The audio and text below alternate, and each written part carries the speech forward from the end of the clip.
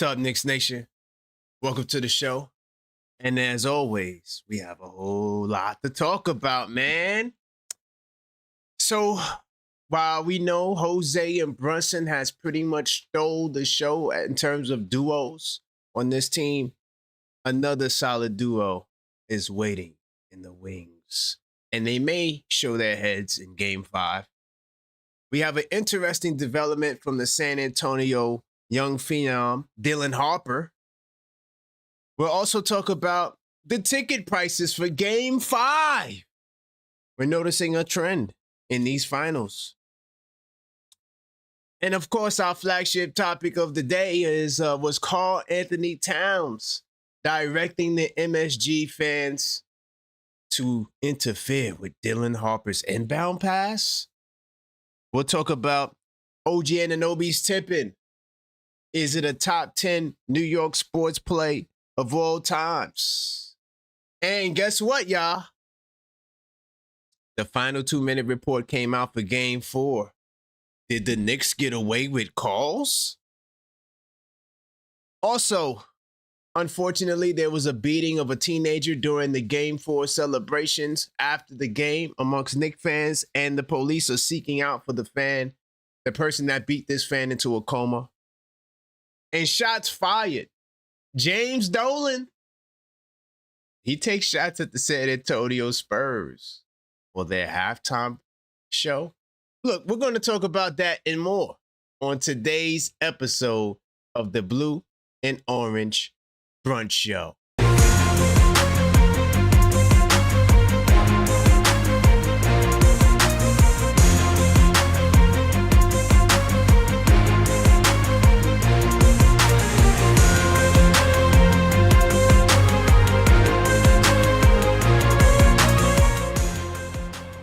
What's up, Knicks Nation? Welcome to the show. I am your host, Karl-Anthony, the Objective Fan. And straight out of Kings County, New York's city's finest. Man, you know the vibes. Tell a friend that we live, man. Hey. Welcome to the show. Hopefully you guys are enjoying yourself on this super hot day in New York City as the heat wave continues.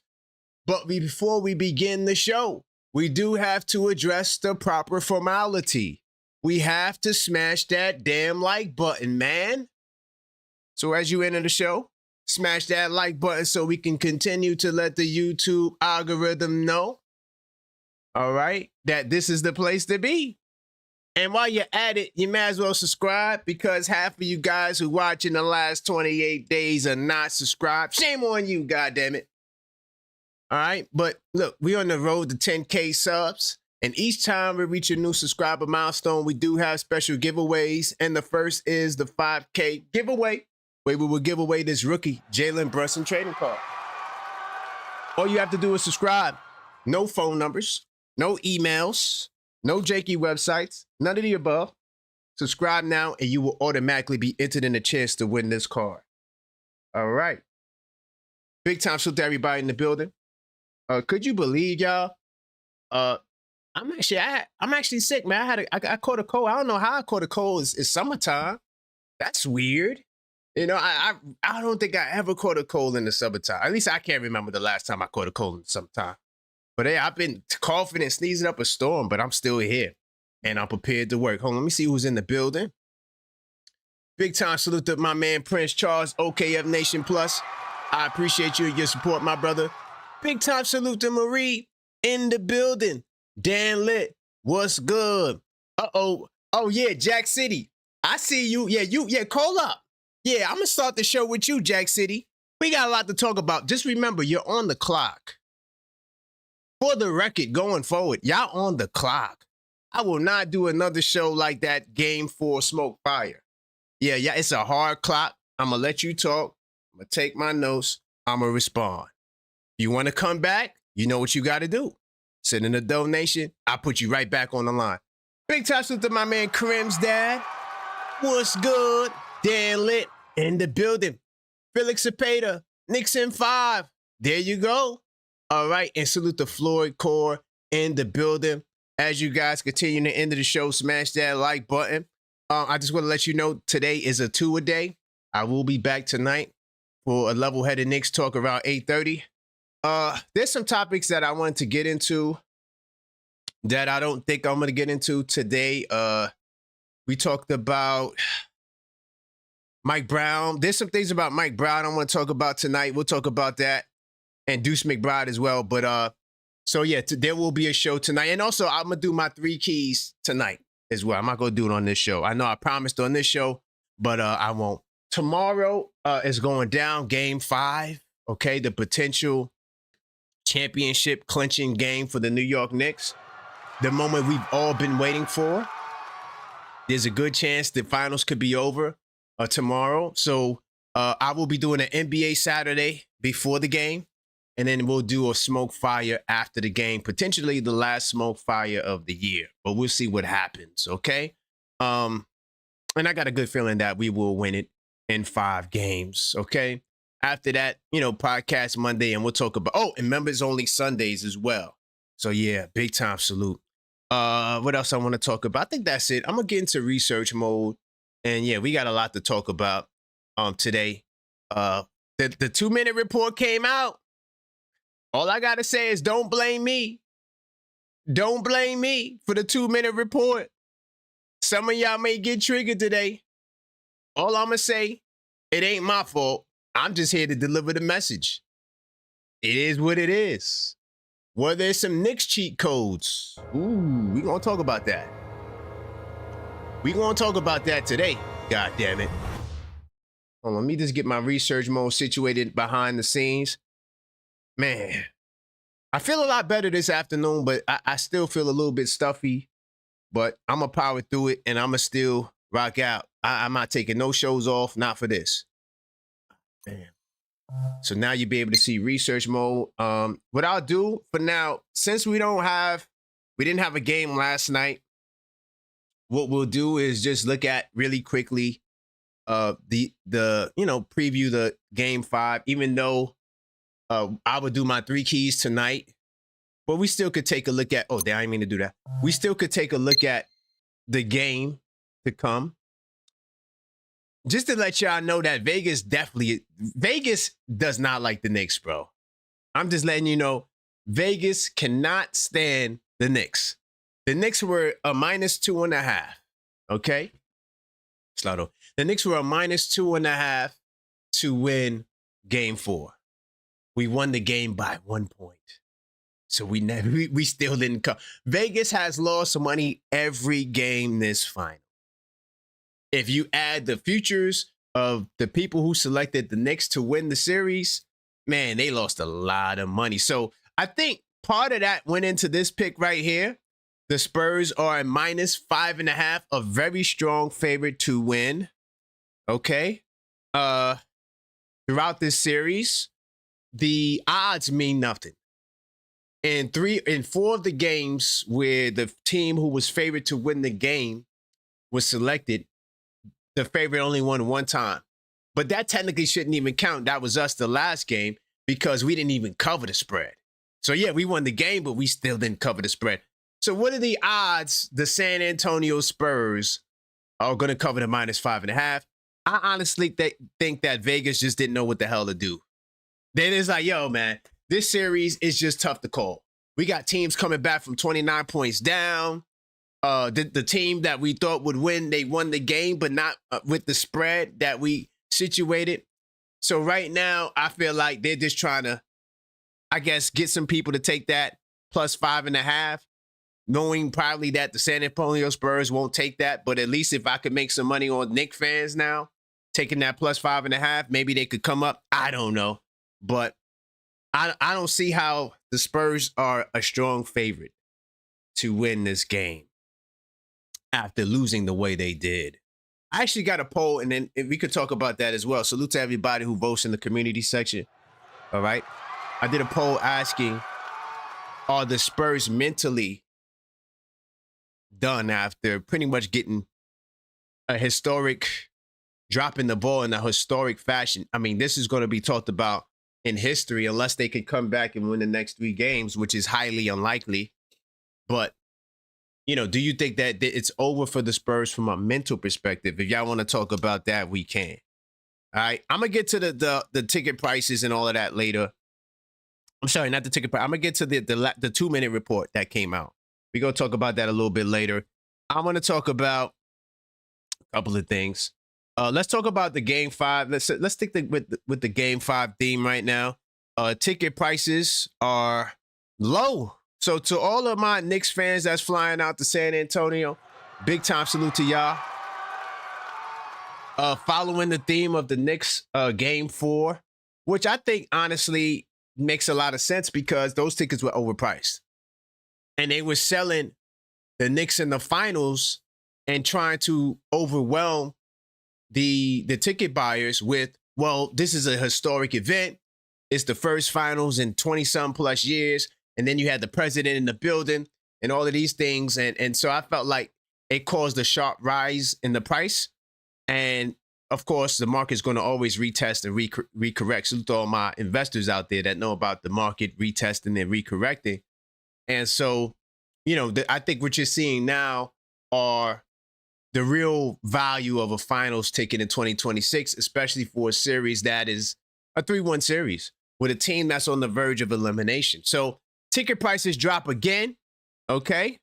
And to all of my New York City people, yesterday, the lowest price we could find on seats was $1,764 on SeatGeek. Now, 24 hours later, prices are down to $1,390. So, I mean, that's a bargain, bro. That is a bargain. Especially if you were spending $3,000 to get into the Garden. Man, another $1,000, that'll cover your hotel and flight.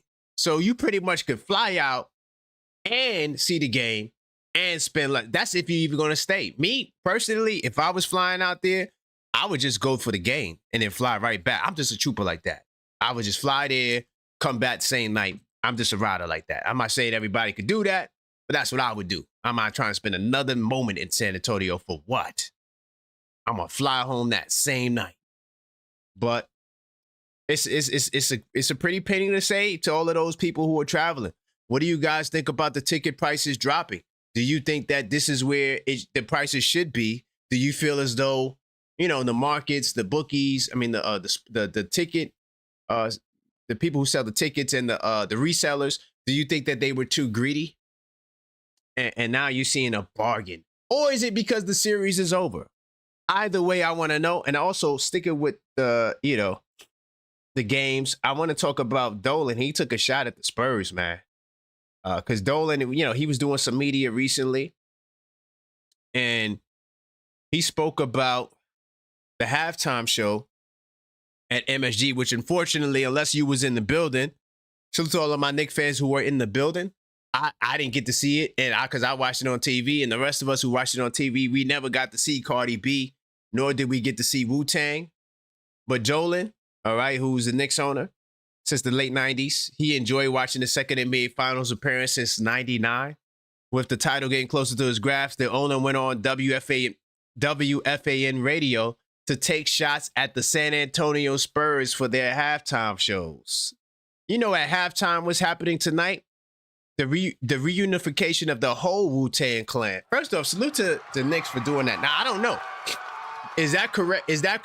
Is this the first time the whole Wu-Tang clan got together? Was everybody in the building for Wu-Tang? If so, that's fire. That's fire for us to pull that off. But here's what he had to say. This is the exact quote. He said, I gotta say, we had Cardi B at halftime for the third game. We have the reunification of Wu-Tang for the fourth game. And at San Antonio, they had a dog on a beach ball during their halftime show. First off, the only reason why, well, there's a couple of reasons. Of course, you want to win the championship in 4 games, over 5 games. But one of the reasons why I was upset with the Knicks for dropping the ball in Game 3 and having us to go to a Game 5 is because now, we got to go watch that whack-ass intro that San Antonio does and watch their weak-ass halftime show. And we know it's not going to be as lit as Cardi B and Wu-Tang Clan. Salute to MSG for getting that right. We got the best organization in the business. I mean, and it's showing. Yesterday I asked the question, are San Antonio Spurs, are they the new cursed? And I was asking that for a reason, because it seems like the tides have changed. Yes, they do have the young Victor Wembanyama, who is a phenom, and we know he's going to be a great player if he holds up. But, and speaking of that, I salute to my man Juan, the OKF doctor. He's a real doctor, yes. Me and him dropped a nice clip, and it's doing pretty well. If you hadn't seen it, go check it out. We talked about the dangers of Victor Wembanyama's a dirty play, because he could have severely hurt OG Anunoby. Go check that video out. It's fire. And I think we did a great job of breaking stuff down in regards to that. But, what do you guys think about the Spurs halftime show? Did their owner go on the show to talk about what they're going to do? Or is it one of these? So salute to Dolan for taking shots. By the way, if you just joined the show, we're going to talk about Karl-Anthony Towns. Did he call for the fans to interfere? Did the fans interfere in the game? We will talk about that. Smash that like button on the way in. My apologies. I'm dealing with a cold right now.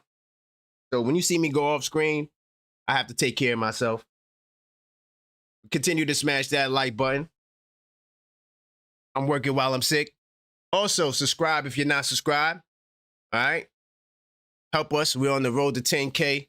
And we noticed that in the last 28 days, well over 50% of you guys who watch are not subscribed. So subscribe now and help us close the gap. All right? So big time salute to everybody in the building. Do appreciate you guys. Hopefully you guys are staying cool. To all my New York City people, I'm pretty sure it's hot everywhere throughout the country, And stay cool, y'all, because it's dangerously hot outside, for sure. And it's been like this the whole damn week, So anytime it gets to the point where it's like this, I get in the tank top mode. You feel me? ASAP. No shirt, tank top mode. I don't like to be extra hot, especially doing a show. So continue to subscribe if you're not subscribed. I'm going to keep it pushing. So we talked about the ticket prices. All right. You know what? Let's continue to take shots at the ops. And then I'll get into the dynamic duo. Oh, I got some supers, though. Hold on. My bad. Salute to my man, Jack City. Okay. I'm placing my $5 in early. Need my extra time. And the 5 is for me. No, a duck in the smoke for game 3. Yo, first, a big time salute to you, Jack City. I just want to say this too, Jack City. And salute to my man, Buddha. And who else? Did anybody else call up? I disagree. It was somebody else who called up. But salute to y'all, because I don't have a problem with y'all disagreeing with me. I don't really care if you agree with me or not. I'm not really here to be liked or to confirm you're biased. Like that's not why I'm here. I'm here because, one, I feel like there's a lot of crap on the internet. And there's a lot of places you go to where there aren't reliable sources for information. So that's why I'm here. So I may share with you some information like today that may make you feel some type of way. But you could just agree to disagree, because I'm not here to give you the feel-good Knicks show. I'm the objective fan. Understand that. I'm going to tell you when it's good. I'm going to tell you when it's bad. So salute to you, Jack City. I don't know your number, though, so I don't think you ever called before. But I'll be looking forward to your call when you call up, if you call up. You feel me? But salute to my man, AP. They have to treat Game 5 like it's a Game 7. Yes. And honestly, AP, that could be a key to victory. Like, seriously. Like, I have a key to victory that's similar to that. I'll get into that tonight, but, we are really great in elimination games. 3-0 so far. And I just expect that trend to continue, because the key thing about it, AP, is that it's a build-up to the elimination game. We overwhelm you. We take away your spirit. You're down big. Historic beatdowns. I mean, it's what we do. And our reputation in the playoffs is preceding ourselves, because now people are looking at the Knicks like this team that is for real. We about that life. And I think that going into this game tomorrow, the mental battle will be on display. We will find out how great of a player Victor Wembanyama is. I truly do believe that. But I'm going to keep it pushing. I'm going to start off with the Spurs, Dylan Harper. There's an interesting thing that came out, or that pattern that, I think this was, who talked about this? Was this Daily Knicks? Hold on. My fault, y'all. Give me 2 seconds. I think this was Daily Knicks who brought this up. Yeah, it was Daily Knicks. And this is something, I've been watching the Spurs closely, but I didn't even put it together.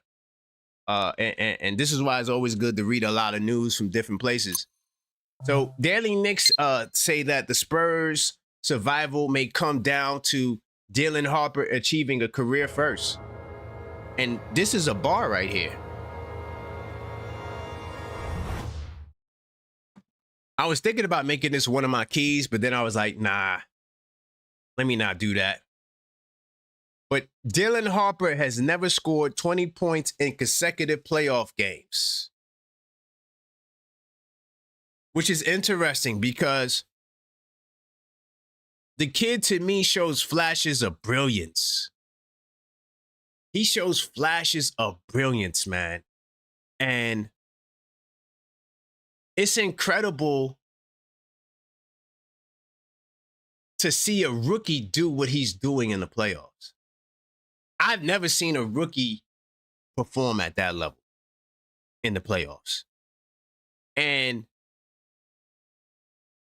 this caught me by surprise, because I never even thought to check the consecutive 20-point game performances.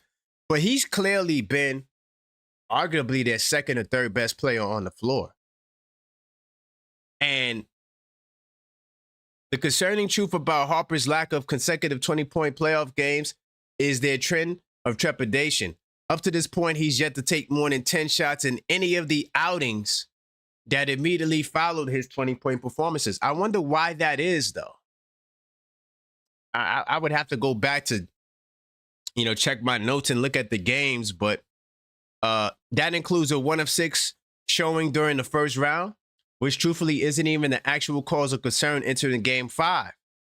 The bigger red flag is that he shot 5 of 10 during the second round in conference finals games that directly followed his respective 20-point showings. In other words, he was still shooting efficiently, but didn't necessarily assert himself in the way that he arguably should.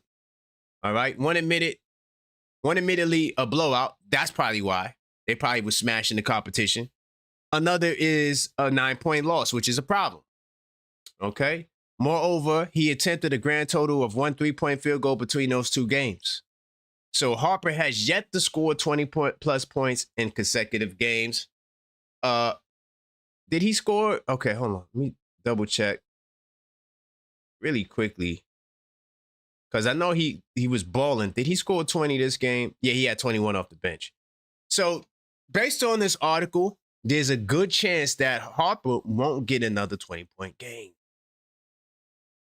based off prior past performances. Now, the reason why we look at stuff like this, and these are the things I pay attention to, is because, first off, humans, we are a creature of habit. That's what we do. We follow routines and patterns and just the way things usually flow.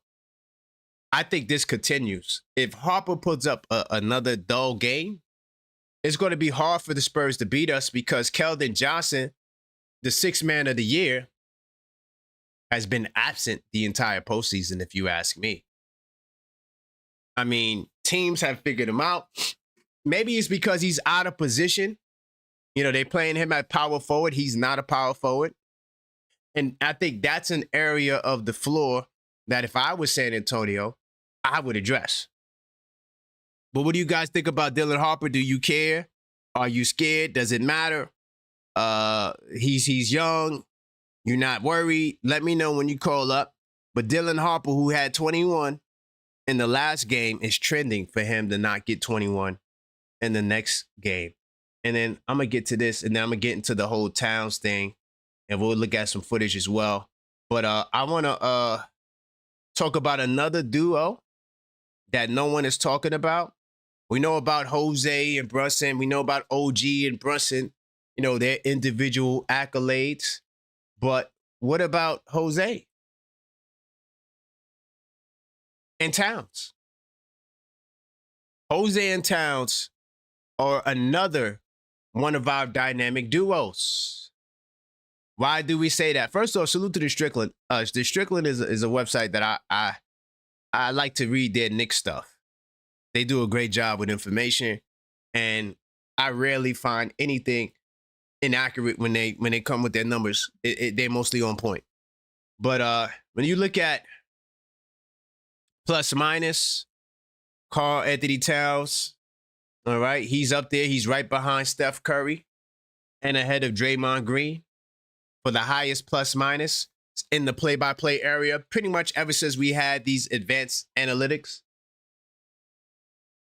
And he's trailing Steph Curry from the team that we always looking to compare ourselves at. They won 15 games. We won 13 games. So, but look at this, though. Look at the numbers. Alvarado and Cat through 2 games in the finals and 31 possession. They have a plus 29 net rating. Alvarado and Cat in the playoffs, even better, plus 39 net rating. Okay? Alvarado and Cat in the regular season. And I also track this lineup as well, this 2-man lineup, in my show called The Knicks in 10 Show. Anyway, Alvarado and Cat during the regular season, 708 possessions. I'm sorry, I ain't call out the possessions, but 708 possessions, 31 possession in the finals, and 177 possessions throughout the playoffs.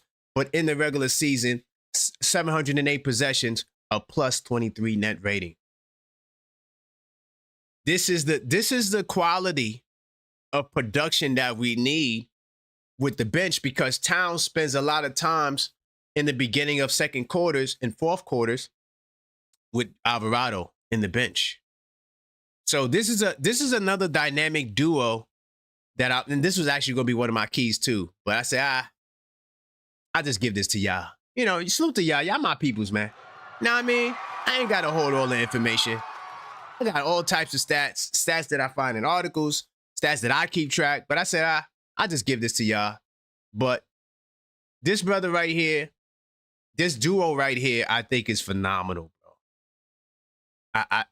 And I'm looking for them to really propel us. I think Towns will have a bounce back game. I think Towns will watch his fouls. You know, he got a little chippy. And I think that he's going to be able to make the adjustment. We already seen how to deal with that little matchup zone, the Spurs. And honestly, the Spurs didn't really run the matchup zone like that in game 4, because I think they see that the Knicks will get a lot of easier opportunities keeping Wemby on the weak side.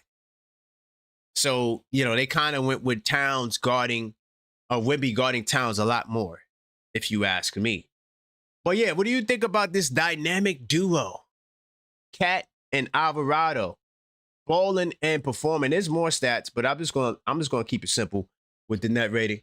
All right. And if you just joined the show, continue to smash that like button. This is the Blue and Orange Brunch. We're about to get into this bodega cat. Oh, in the last 2-minute report. Trying to think, should I get into the 2-minute report now? Or should I save that? I think I might save that. Yeah, we might. I'm gonna get back to the 2-minute report. But I'm gonna talk about Towns because I want to open up the phone line. So smash that like button. All right. If you hadn't smashed it already, I do appreciate y'all and all of y'all support. All right. And if you're not subscribed, subscribe now so we can close the gap. Because more than half of you who watched in the last 28 days are not subscribed.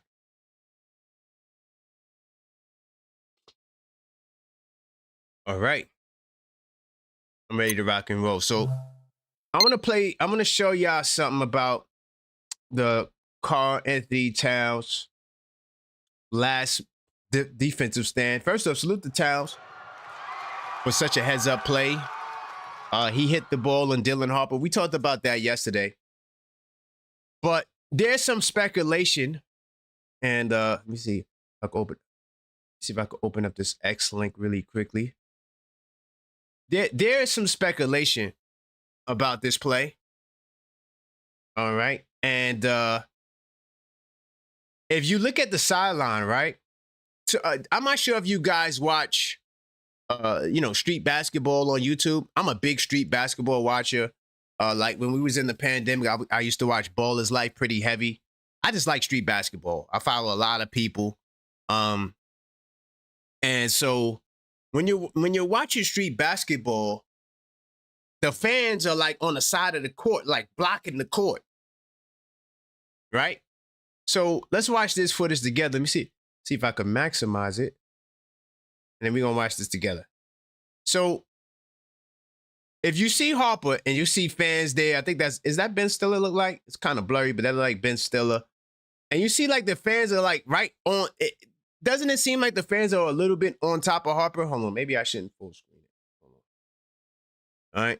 Yeah, I think that's good. So hold on really quickly. So the fans are like right next to Harper. Like it's like mad close to Harper. Okay?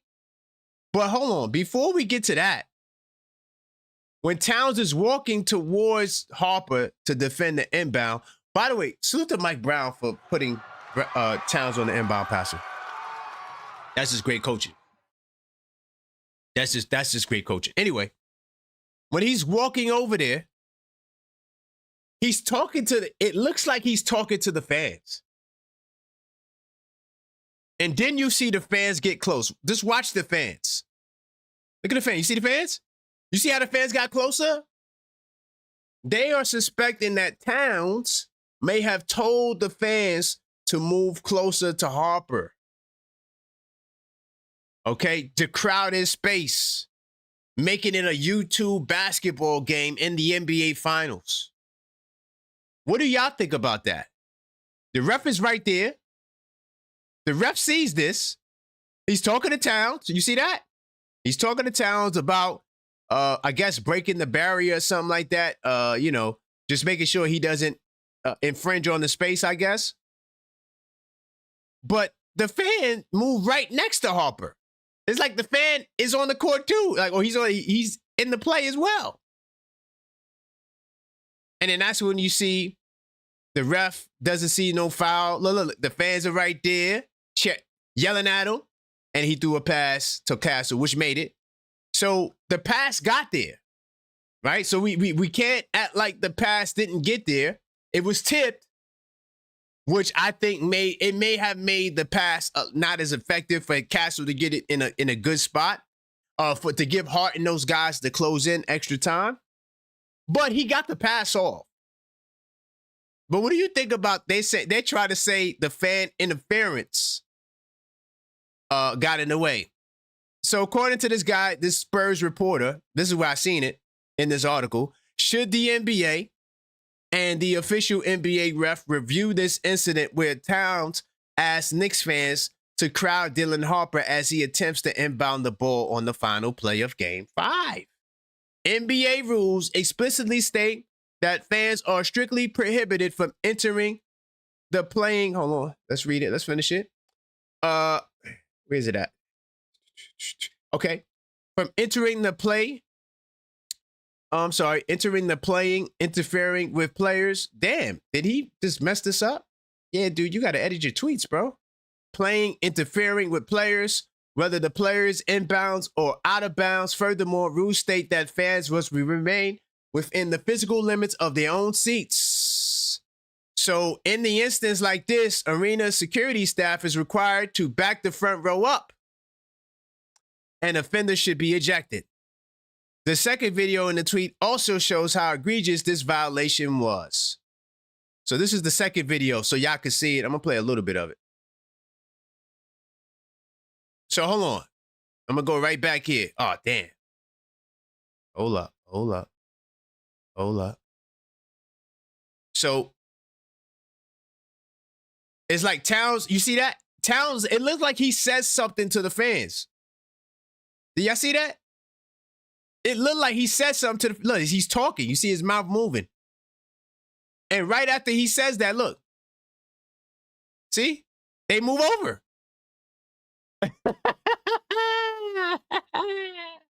Hey, salute the big bodega, man. Hey, let's go. What do y'all think about that? I'm going to open up the phone lines, man. 646-995-8389. Call up, voice your opinion. Big bodega out there telling the fans to interfere with the play. We got Spurs fans upset. I'm not sure if this is a Spurs fan or he's a Spurs journalist, but this guy is upset from the Spurs reporter. He calls himself the Spurs reporter, but he got crazy errors in his tweets. This guy's an NBA analyst. Okay, salute to him. I'm not trying to take no shots at you. All right, he's a 2X Emmy nominee. His name is Dusty Garza. Okay, salute to that. All right, but your tweet was kind of some errors in it, my brother. I'm curious to see what you guys got to say. Of course, the league put out their 2-minute report. I'm going to talk about that a little bit later. But get your calls in. And I'm going to get to the lines really quickly. But before I get there, I want to take you to my link tree. And right, the link that's on the screen and the link that's in the description, I'm going to put it in the chat as well. But check out my link tree to go check out the merch, man. All right, we got all types of stuff up in there. We got This Week Inside the NYK mugs, the blue and orange brunch mug for this show. We got the Bodega Cat. We got the black Bodega Cat. We got the Bodega Cat t-shirt right here. All right, all you got to do is hit up my link tree. Linktree/TheObjectiveFan. We got the Captain 11 mug as well. All right, we got the t-shirts as well. All right, Linktree/TheObjectiveFan to check out the merch. He put that up in there right now. Check out my merch. Okay. And boom. Just put this up in there for the link tree. And go get you a mug. Go get you a t-shirt, man. It's a summer day. Represent your Knicks. We about to win the championship. The link is pinned in the chat. Check out the merch, man. Now I'm going to get to these phone lines. 646-995-8389. Also, these are the rules. Everybody gets 3 minutes. All right. If you do want additional time, you can get it by sending in a donation. Salute to my man, Jack City. He said, look, I'm going to need more time, my brother. So I'm going to give Jack City some more time because he sent in a donation. You could also request for somebody to call back. All right. If you like somebody's call, you could request for them to call back. You could also request for someone to call. All right, like Al Figgy, she's the #1 most requested caller on the channel. If you want to request a call for her, you can. You also got the hang up option. I still got 2 more of them things on me, but if the opposing team calls up here with nonsense and you don't want to hear it, you could also call up. You could also send in a donation to get them up out of here. Let me get to these phone lines. Remember, it's a hard clock. Everybody gets 3 minutes. So yeah, Jack City, you said you calling up. I don't know your number, bro. So now is the time to call. All right. I don't know your number. But you said you want the call. So call. All right. Don't be a chatty patty, my brother. Don't be a chatty patty. All right, let me get my man Juan from Carolina in the building. 646-995-8389. Call up, voice your opinion. Yo. Juan, hey, Juan, what's going on? Carolina, New York to Carolina. What's up, my brother? Let's go. Can you hear me? Uh-oh. Might have lost him. Can't hear you. All right, call back, my brother. Call back.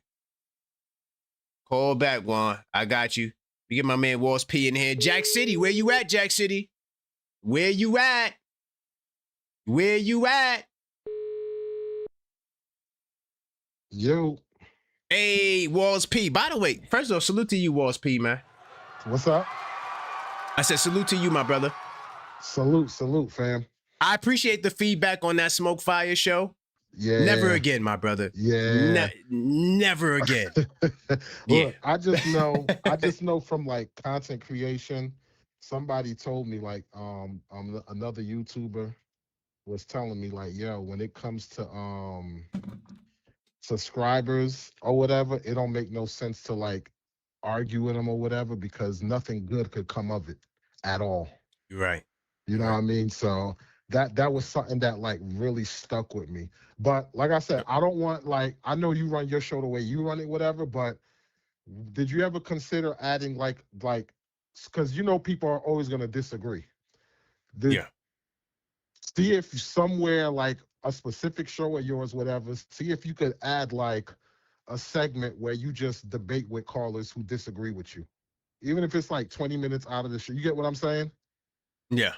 So that was Maxine's idea for the Knicks War Room. That was her. Yeah.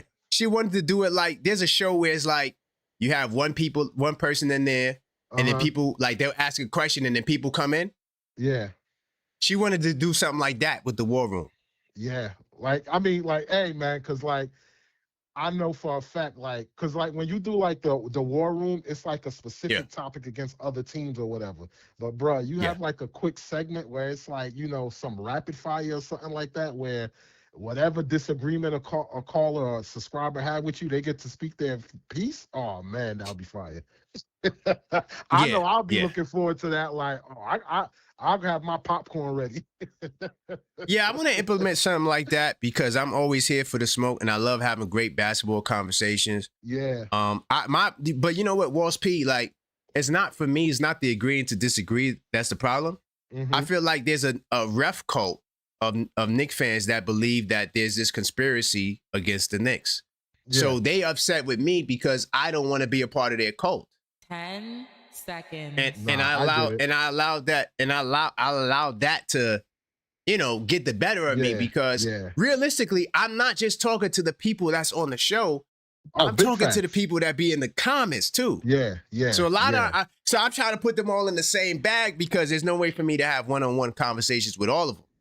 Definitely. But yeah. Nah, I get it. 1000%, man. Because like I said, when I was watching, I was like, bruh, this thing is like going in left field now. But that's neither here or there. Let me not veer off. Won't happen again. Won't happen.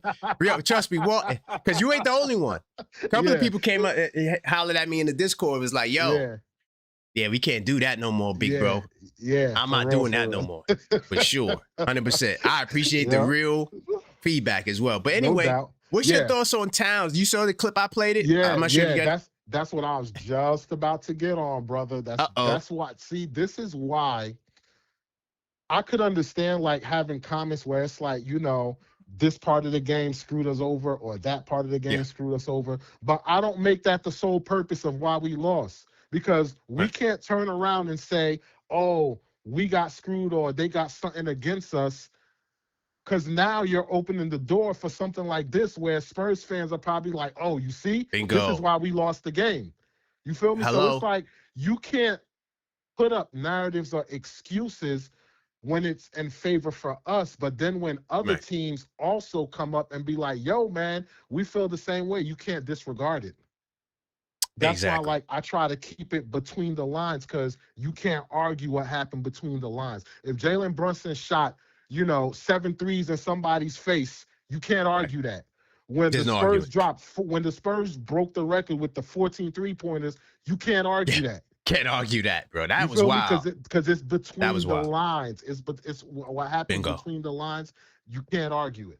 You feel me? And you know what else they can't argue it too, Ross P? The 29-point historic blowout. Big facts. Come back. Big facts.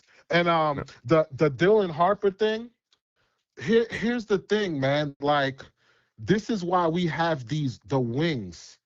See, the issue Spurs is having is on top of leadership, and they never been there, the experience, they don't have the stamina at the end of the game. And when you got our wings who are some of the best defenders in the league, When you dealing with a stamina issue and then you got a pest on you at that, that's double fold. Why do you think they missing so much shots in the fourth quarter?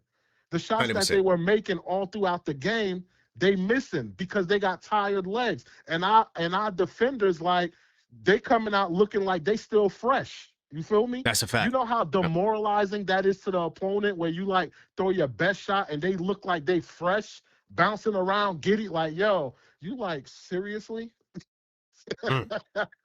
That's demoralizing. Insane. And it's even worse for Wemby. Because you got the height and everything, like you dealing with gravity. And you never played these kind of minutes before, bro. And on top of that, I like how Brunson picked up on, all right, we're going to make you run these actions. I'm going to single you out with these pick and rolls so you switch on me. I keep you running. And you got to run back to your man. Oh, like, yo, it was a flawless playbook, brother. Flawless playbook. Yeah, man. Yeah. So I don't see anything that could that Spurs could do. And the last part before I hang up. Okay. I gotta take my stance back with the Barkley calling Knicks fans cockroaches. Remember how I said I can't be mad at it? No, I am mad at it, and it is disrespectful. And the reason why it's disrespectful is because I don't want it like to go politicize it and everything like that. But for me, when I was watching, because I know you like, why do you watch these shows? Look, at work, I got nothing but time, so I watch ESPN, I got you. The First Takes. No, and also, I don't want to tell you what to watch either. No. I get what that's not cool. You don't tell us what to watch, but the point that you made of why am I going to watch people who aren't teaching me nothing or I know more knowledge than them, that makes total sense. So I agree with you. But for me, I'm like, it's entertainment. But when I was on there and I saw a Caucasian cat, this is the way I perceived it. I perceived it that you saw Charles Barkley calls fans cockroaches, so you took that and ran with it and then made a reference saying, oh, the Knicks are like the most beautiful cockroach that you got to stomp them out or they're going to come back. So that's why I wasn't surprised they came back. And I'm like, wait a minute. You see? Barkley said cockroach. Now you taking that narrative because you saw a black dude say it amongst, like, you know, representing a group of people, and now you taking it saying, oh, it's a green light for me to say this. And you didn't even do it. Like, it went from fans to now the players. Nah, I take my claim back. What he said was very disrespectful. And that was my point. That was always my point because one, it wasn't a first offense, right? He hates New York. He lets it be known.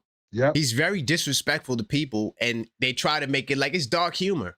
Yep. Nah, bro, because it's not funny. And then my mind wandered. Since you hated the Knicks that bad, did you try to be a trendsetter so that that's how people refer to the Knicks going forward because you kind of gave the green light? Hello. Things to think about, brother. Things that, Walls P, great call. Definitely, I appreciate you, my brother, man. No doubt. The best to you. Big time salute. No doubt. You too, for real. Salute. All right. It's my man, Walls P. First of all, I salute to all my channel members, man. I got the best channel members in the world. They told me, man, that smoke fire wasn't it, dog. Yo, and I was told, stick to the clock. I'm sticking to the clock, bro. And that's just what it's going to be going forward. You know, I'm going to take my notes. I'm going to let you talk your talk. I'm not here to convince you. It's not my goal. And, we just agree to disagree. I have no problem with that. But don't expect me to be a part of your cult. I'm not doing it. Hey, Juan from Carolina, man? In the building. Let's go. Yo, what's good, bro? Man, I thought it was going to be the first call because dudes keep taking my points, and I can't, before I get to them. What's up, man? I'm going to say the same thing. The reason why Knicks keep coming back is because the Knicks are playing the Muhammad Ali, the basketball version of the Muhammad Ali rope-a-dope. Rope-a-dope. Yeah, rope-a-dope. Yeah. Yeah, because they don't know how to manage their energy. This is like, what, the fourth playoffs? Like, all these players have been in playoffs before. This is their first deep run. All right. And for the people, too, this is another point I wanted to make on the calls like this. I don't be having time. They always talk about the West this week. All these players have played in the playoffs in the Western Conference before. Jalen Brunson comes from the Mavericks. Cat comes from the Wolves. Who else? Even though he didn't play in the finals, OG was on the Raptors. I mean, every player, Jose's for the Pelicans. Like, how, you know what I mean? Like, I don't want to hear all that stuff. These players have played with tough competition before. They know what it's like. That's a fact. Always trying to discredit the Knicks because I don't know because they hate the fans or whatever. So. How did you feel about Towns though? With I thought that was brilliant. I didn't know that was against the rules, to be honest. Well, was it against the rules? I was like, oh, okay. But was it against the rules though? See, that part we're gonna unpack. I mean, I thought it was from the article you read, so I don't know. The ref was right there, wasn't he? Yeah, he was looking straight at it. So.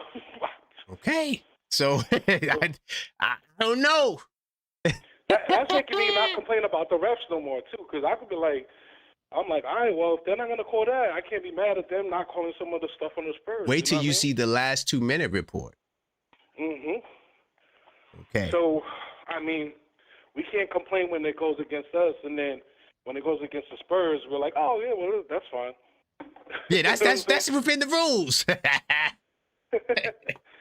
So, it's what it is. I'm like, I mean, if y'all don't want to call that tech on Wemby, and honestly, I don't want them to eject Wemby because I don't want to hear, well, you beat us one game without Wemby, and that's why the Knicks won. I don't want to hear none of that. We ain't jacking none of that. And we don't need Wemby to be ejected.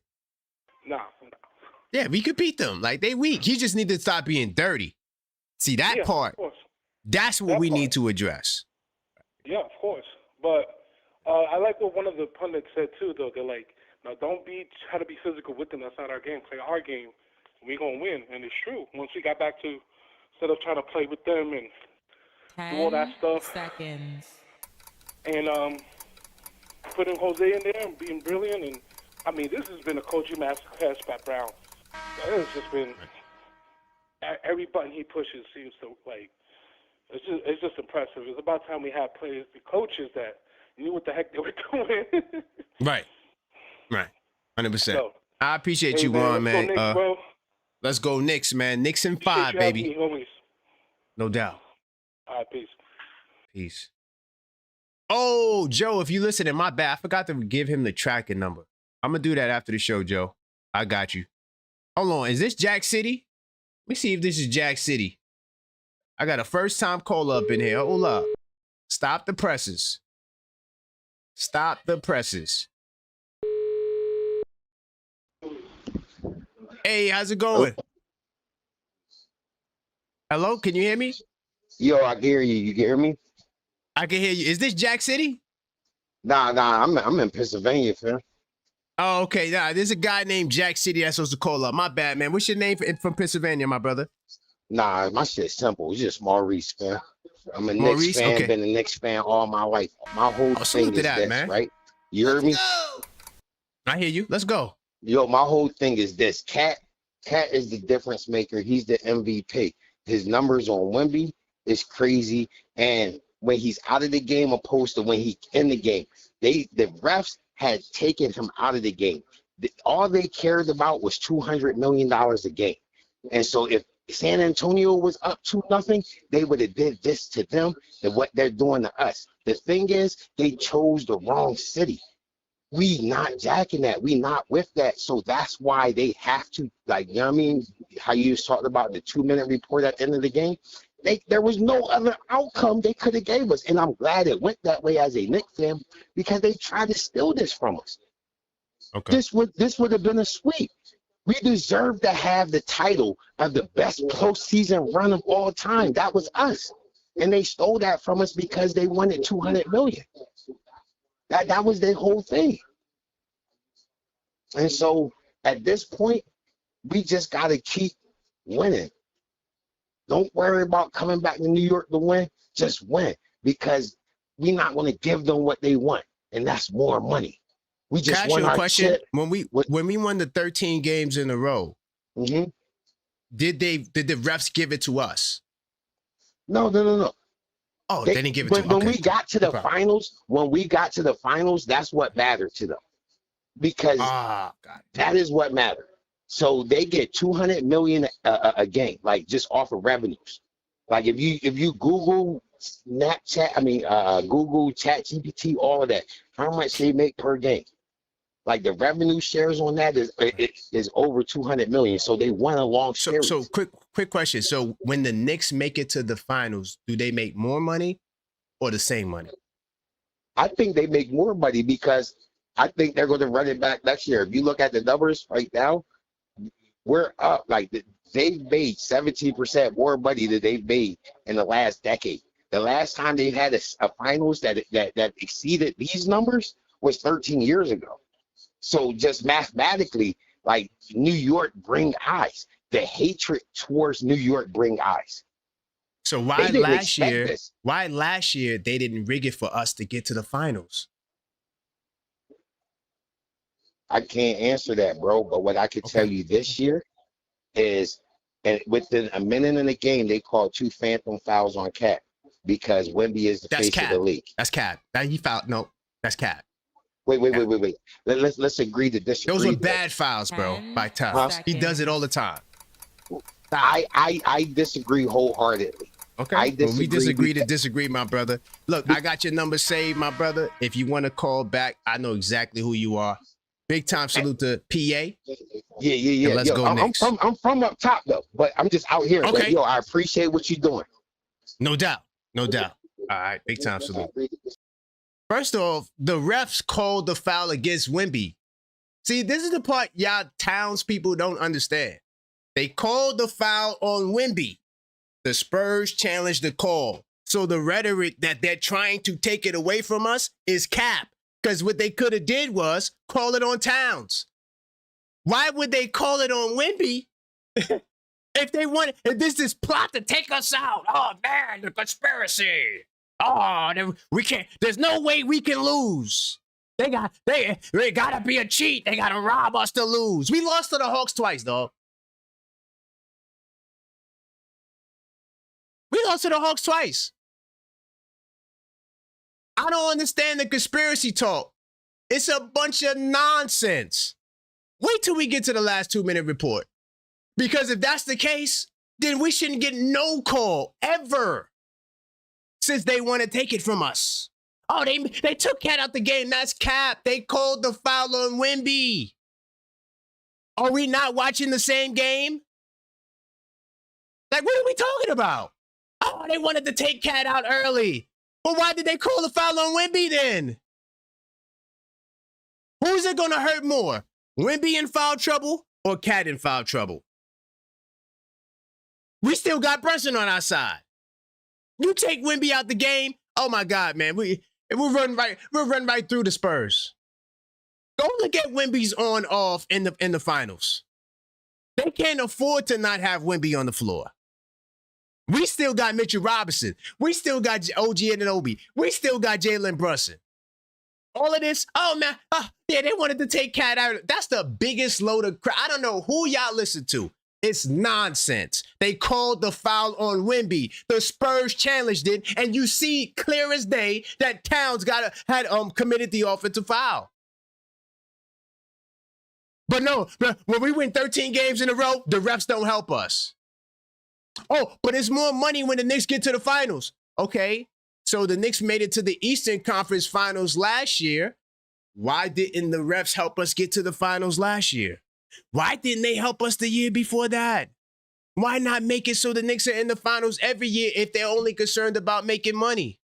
I just got the ratings for Game 3. It's the highest viewed game in decades. So don't get mad at me because I don't want to be at your blame the ref code. It's nonsense, bro. Shoot to my man, Walter P. Matters of Opinions. KP, why you set the call up like that?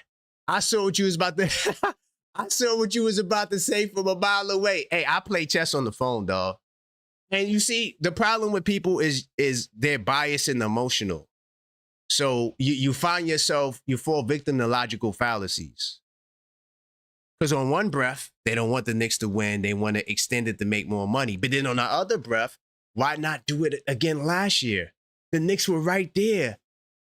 Indiana and Oklahoma City was the lowest viewed finals in years. They missed out on the most money ever. with Oklahoma and Indiana in the finals. So save the conspiracy talk for me, dog. It don't make no sense, bro. Oh, it really doesn't. And then if they don't want us to, so here's the next logic. Here's the next dagger, right? Jack City, call up, by the way. I'm still waiting for you to call up, Jack City. All right? Don't be spooky in the goddamn woods, Jack City. You said you wanted to be the first on the line. I don't see you in the queue. It's a little spooky, Jack City. You my man's in there. But you're a little spooky right now. But here's the ultimate dagger. If the refs have the power to make you to lose, to cause you to lose the game, right? But you still win the game, then what does that say about the refs' power to make you lose the game? How much power do they actually have? If you still win the game and they want you to lose. Anyway, 646-995-8389. Please spare me the nonsense. I want to know, what do y'all think about that play with Towns? Where he said, it looks like he said something to the fans. As soon as he stopped speaking, the fans step over. The ref is right there. The ref. Honestly, I thought it was YouTube basketball. The Spurs fan are saying the refs should look into that point play right there. But here's the thing. The refs already looked into that. We're going to talk about that in a second. I'm going to take a couple of more calls, then I'm going to get to the 2-minute report. I just want to know what y'all think about the towel. I thought it was interesting. I just thought it was interesting. 646-995-8389. What's good, JJP NYC? What's going on, my brother? JJ, you there? Uh-oh. I'm not sure what happened. I could hear his back. Could y'all hear his background? Just couldn't hear him. I'm calling him one more time. Call him one more time. Make sure I get my brother JJP NYC in the building. JJ, you there? Hello? You've reached 9. Uh-oh. Call back. Call back, JJP. I know a lot of y'all are at work, so if you can't call up, feel free. This is what you could do. Send in a donation, and I would treat your message in place of a call, because I know y'all busy at work. So all good. What's good, JJP NYC? What's good? What's good? First off, big up to Flatbush, Brooklyn. First off. Man, second all off. day. Second off. Any and all fans of OKF Nation can forward all their referee grievances to me, leader of the ref cult, JJP at jjpnyc.com. You can forward it to there. I'm taking all inquiries. Okay. I'm messing Let's with go. You, I'm just pulling your leg, bro. Yo, because we had the discussion in the Discord, so yes, I already know where you're coming from with that. Yeah. And let me make something clear about about the Discord the other night. I was angry, bro. I was angry. It's all good. You ain't gotta worry about that. Yeah, don't worry about that. I know, but I didn't cuss at nobody until they cussed at me. One, of two, course. My team that hasn't had a legit shot in 32 years is down. That was crazy. Down 30. Quarter. Oh God. I don't want to hear it, dog. I'm angry. Yo, we always on edge. It's all good, man. The good thing is the way we squashed it, it worked out great. It worked out great. And they came back and won, which was even more crazy. Yeah, exactly. So it is what it is. But yo, man, my wisdom tooth hurt. I'm mad, bro. Damn, yo. It's wild. But you can't listen, we just gotta let the Knicks do them and just wait for the final score. Yeah, just wait for the final score. Do not overreact. Wait for the final score. Yeah. Because these boys come back on you like that. Yeah, because waiting another 32, man, I'm gonna be octogenarian. No, sir. Nah, we're not doing that. There you go. Yeah, we're not doing that. Oh, could you imagine? Oh, if we would have lost listen, if we would have lost the last game, we're not winning.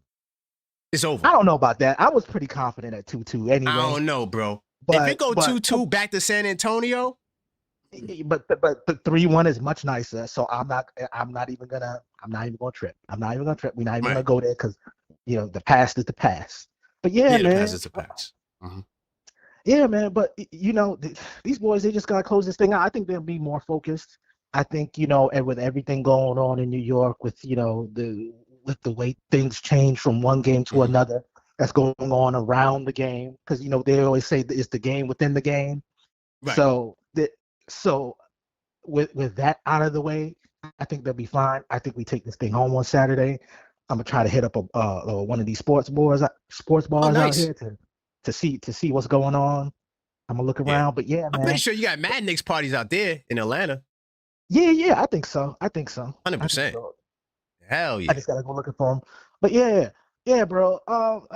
I just wanted to clear the air with like the whole Discord thing, because man, it's like we come into your business, and this is your it's all thing, good. I might upset with y'all over that. So I just wanted because it wasn't just you; it was somebody. The other people got into it too. Everybody was getting into it that night. It just, yeah, it wasn't just you. It got dicey. It got dicey, but we good. All right, cool, man. Let's take this thing home Saturday, and the calls are gonna be crazy. I'm just gonna put my call in before the clock hits 0. All right. Hey, I got you, bro. Listen, my bad, yo. That other it's never gonna happen again, bro. I'm just keeping everybody on the clock and just keep it moving. But I appreciate you, though, JJP. It's my man JJP NYC. It got a little. I ain't gonna lie. It got a little dicey in the Discord server. It was crazy, but we worked it out. I would never allow it to go so far. But I understand Knicks fans, we so passionate because we've been through a lot. So there's a lot of emotions riding high. So, but yeah, we worked it out like champs. What's going on, Rod? Chilling. What's going on, man? BK. Let's go to ATL. What's your thoughts, man?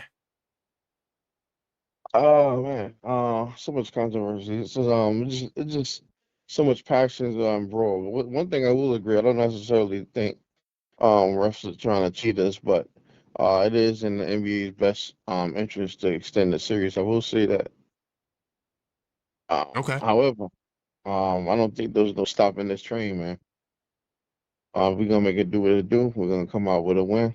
It's gonna be 5, just like I originally predicted. Right. Yeah, I agree. It's actually, I think most of us wanted to be 6, so we can close at home. But I just don't think we're coming back home. I think it's going to close in 5. Yeah, I'm with you. I think it's going to be 5. I think this team is mentally defeated. Yeah. Yeah. The one thing is going to change us winning. And matter of fact, look, before I go there, it does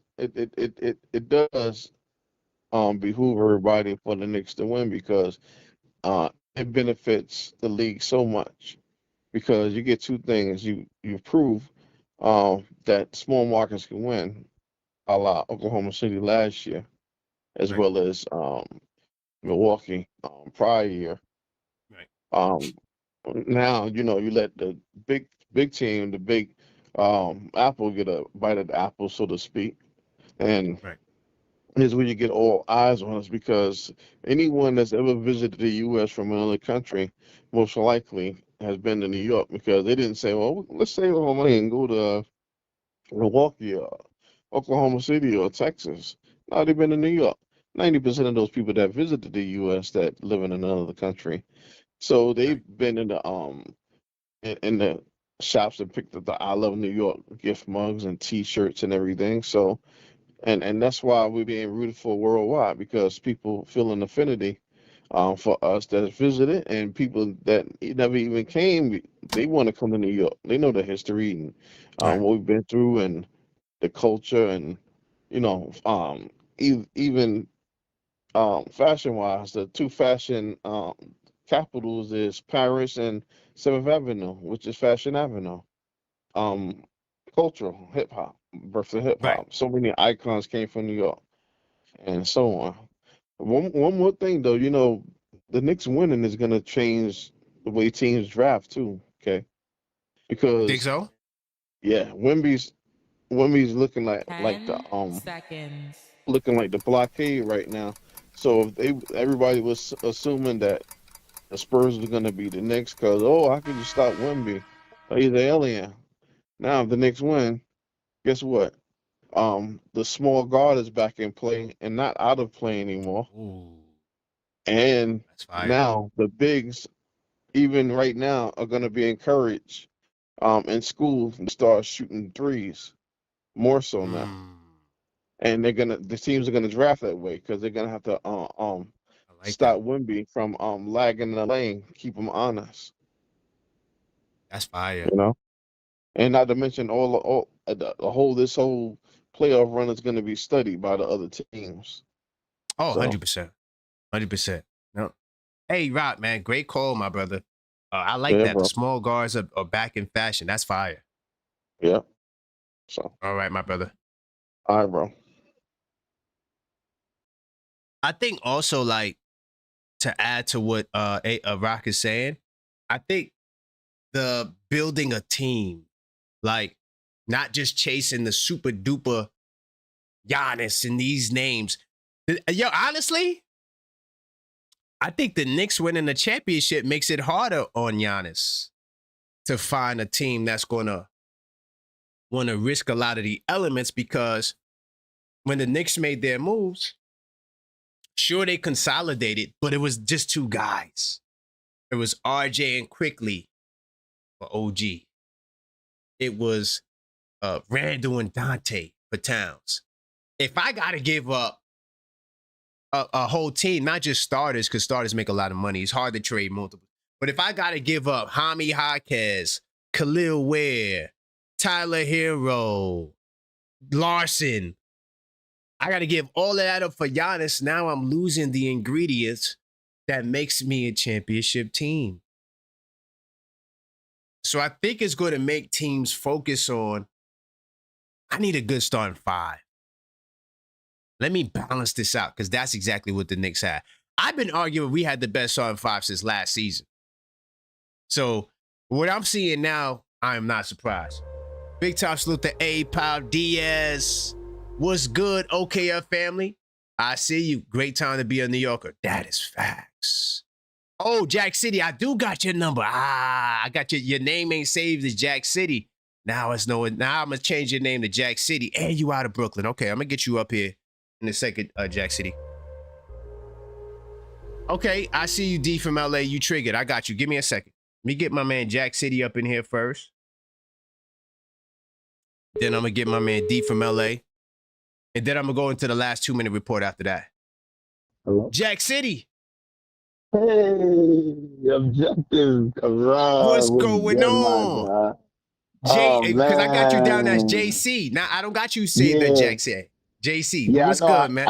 I remember you told me that. Right. That's why. Yeah, you gotta Right. update the contact.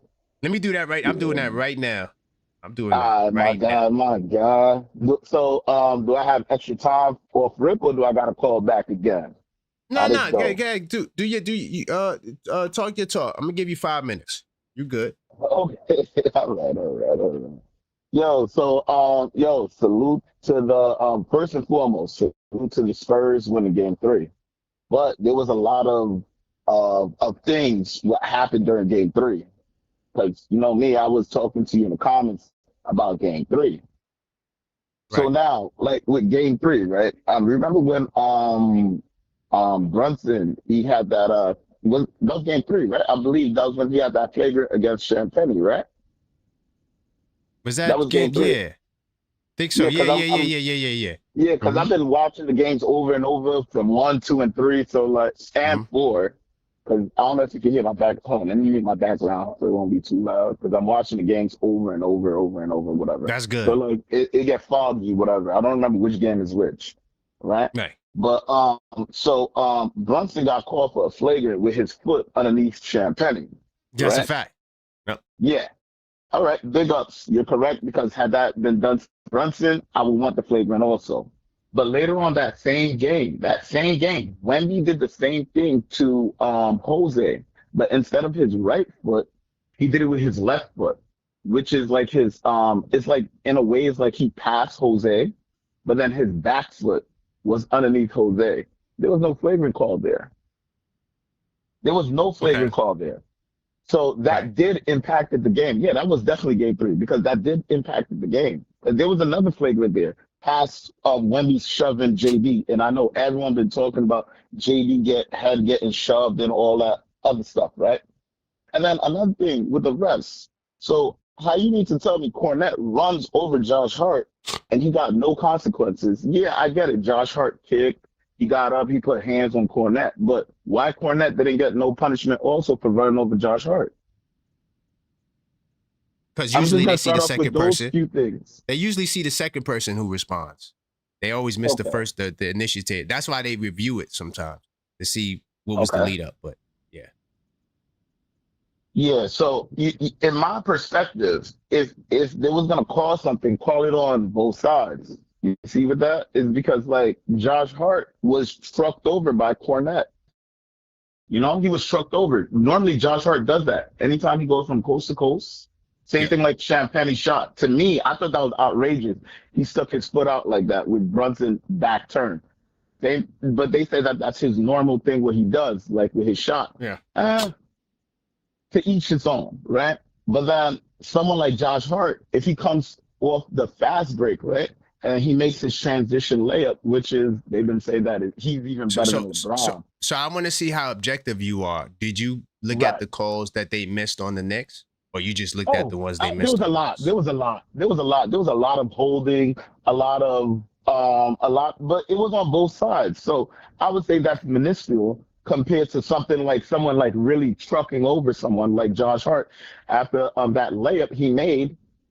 Cornette literally just ran into him. Literally, ran into him. So it's just like, so how one side get in trouble, the other side doesn't. Right. Like if y'all was gonna call something, double check on both sides. I feel like the officiating has been trash. Yes, there's a lot of holding overall on both sides. Yes, I'm just saying, period, throughout the whole playoffs. The refereeing has been trash. But I would say it's a little even more outrageous with the Spurs because the Spurs is getting away with hand check. And hand checking is not legal anymore in the NBA. The last time hand checking was there was when Kobe was in the league. Kobe, Melo, Ron Artest days, whatever. When Ron Artest was Ron Artest, playing on the Pacers. But those days is not here no more. The Spurs is getting away with it. Since game one, they've been getting away with it. Am I complaining for it for game three? No. You guys been letting that happen. But if you guys let in one side get physical and the other side can't get physical, and then you call in ticky-tack fouls, the refs are, in a way, controlling the game. Because the Knicks, yes, I heard earlier during this live, you said that, you said, what's more important, Wemby coming out of the game or Cat coming out of the game? Yeah, obviously it would be Wemby. I'll give you that. It's Wemby because the Spurs are very desperate for Wemby. But at the same time, too, the Knicks, one of their pivotal pieces is Cat. And when he's not there, Wemby's having a field day. You see how he's blowing past Mitchell Robinson. You see how he's like breaking down defense, even if he don't even have the ball. He's breaking down defense because everyone's trying to help out Mitch Rob. His hand is messed up. I don't know. I see like a pep in his step was gone too. I don't know. I don't know if it's due to age. I don't know if it's due to his injury where he's being a little scared or anything like that. But with Mitch, so really quickly, right? Because I hear you. Right. I got you, but you be going in on Mitch. But so you believe there's this grand conspiracy against the Knicks where the refs want us to lose, so they're missing calls. That's what you're telling me, right? Because this is what I think you were saying in the chat. It was you, it was a couple of y'all in the chat coming from my head, talking about, oh yeah, they want us to lose, right? That's the logic. Well, that game there, yeah, I would say they wanted us to lose that game. Yes, I would agree with that. Everyone was saying no, but me, I'm gonna stand up, on whatever I was on. If that's the overall statement which you got of it, then yeah. But I have like same way how you have your 82-page book, which should be 83 because we won the in-season tournament. Right. But by the way, it comes with an extra game. Yeah, I told you in the chat. It comes with 83 games. It does. Oh, let me show you. I know that. Hold on, let me show you on the camera. Oh, relax. Let me show you. I'm on point. Trust me, dog. I can't see it. No, I can't see it. I'm gonna show the people. I'm on the call. Oh, okay. No I got you. I'm gonna show the people. Yeah. with Exhibit A. All right. What does that say, y'all? Game 83. And I put the cup game on game 83 page. So yeah, it comes with 83 pages. I give you an extra. I love that. I love that. I love that. Like, this is one of the reasons why when you were talking about, I think this was one of the first times I ever seen your page.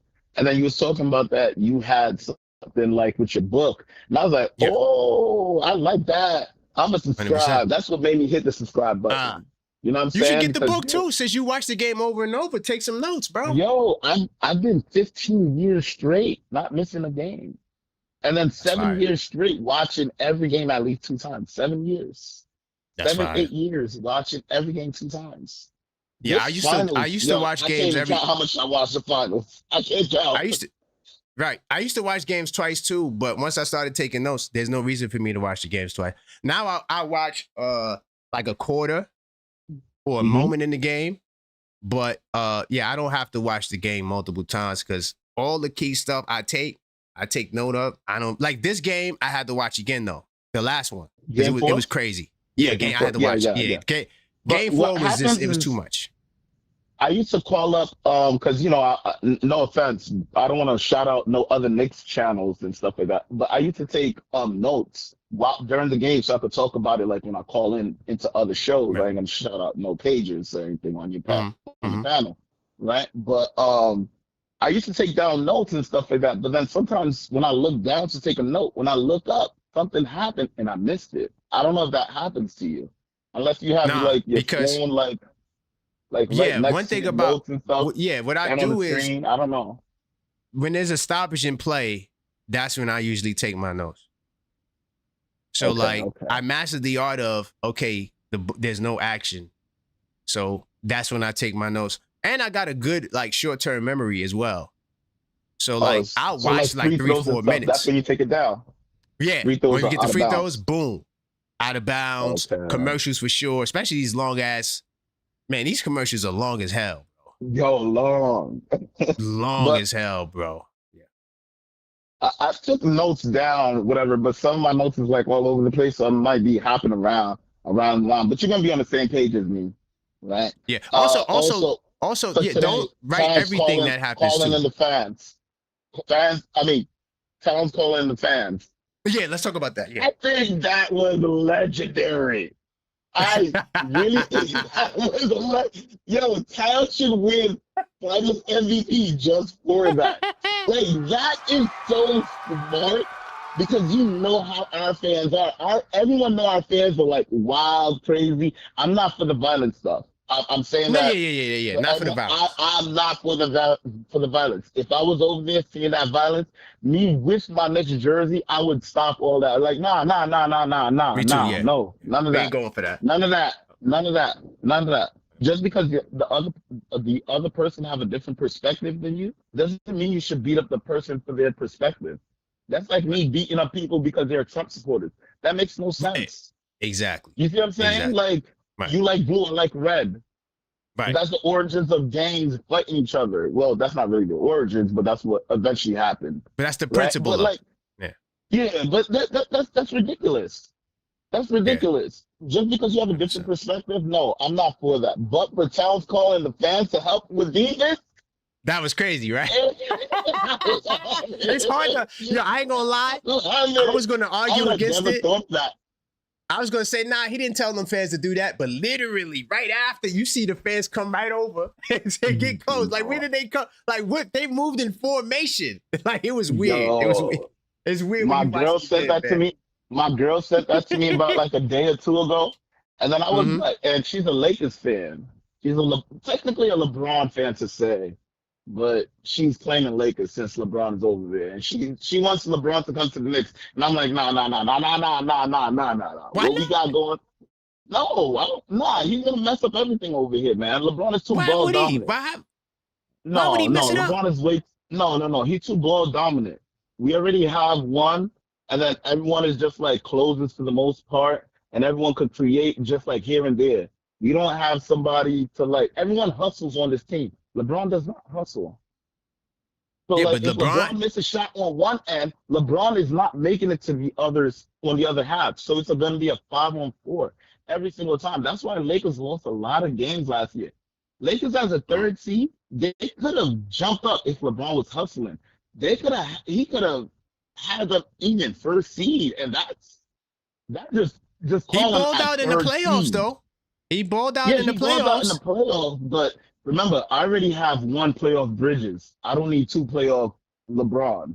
You know what I'm saying? I got Okay. one playoff Bridges. What, That's good enough for me. Because what regular Jack City, season I'm gonna Bridges let is you get something the else. I'm gonna let you get the last word, Oh, my brother. I okay. think This is this the was a last good one. conversation. This is the last one. All right. So this was in the comments, right? Because I saw you Yeah. was playing hopscotch around with "Are you okay with the league rescinding Mitch flagrant foul?" Because the league rescinded it. You was playing Right. hopscotch around it. You were saying that, oh, both of them should have had it or none. Why you was playing hopscotch around that?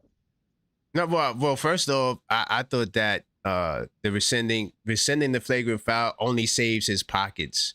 The technical foul only saves his pockets. I thought that the refs dropped the ball in the moment, and there's either there should have been no flagrant or both get hit with the flagrant.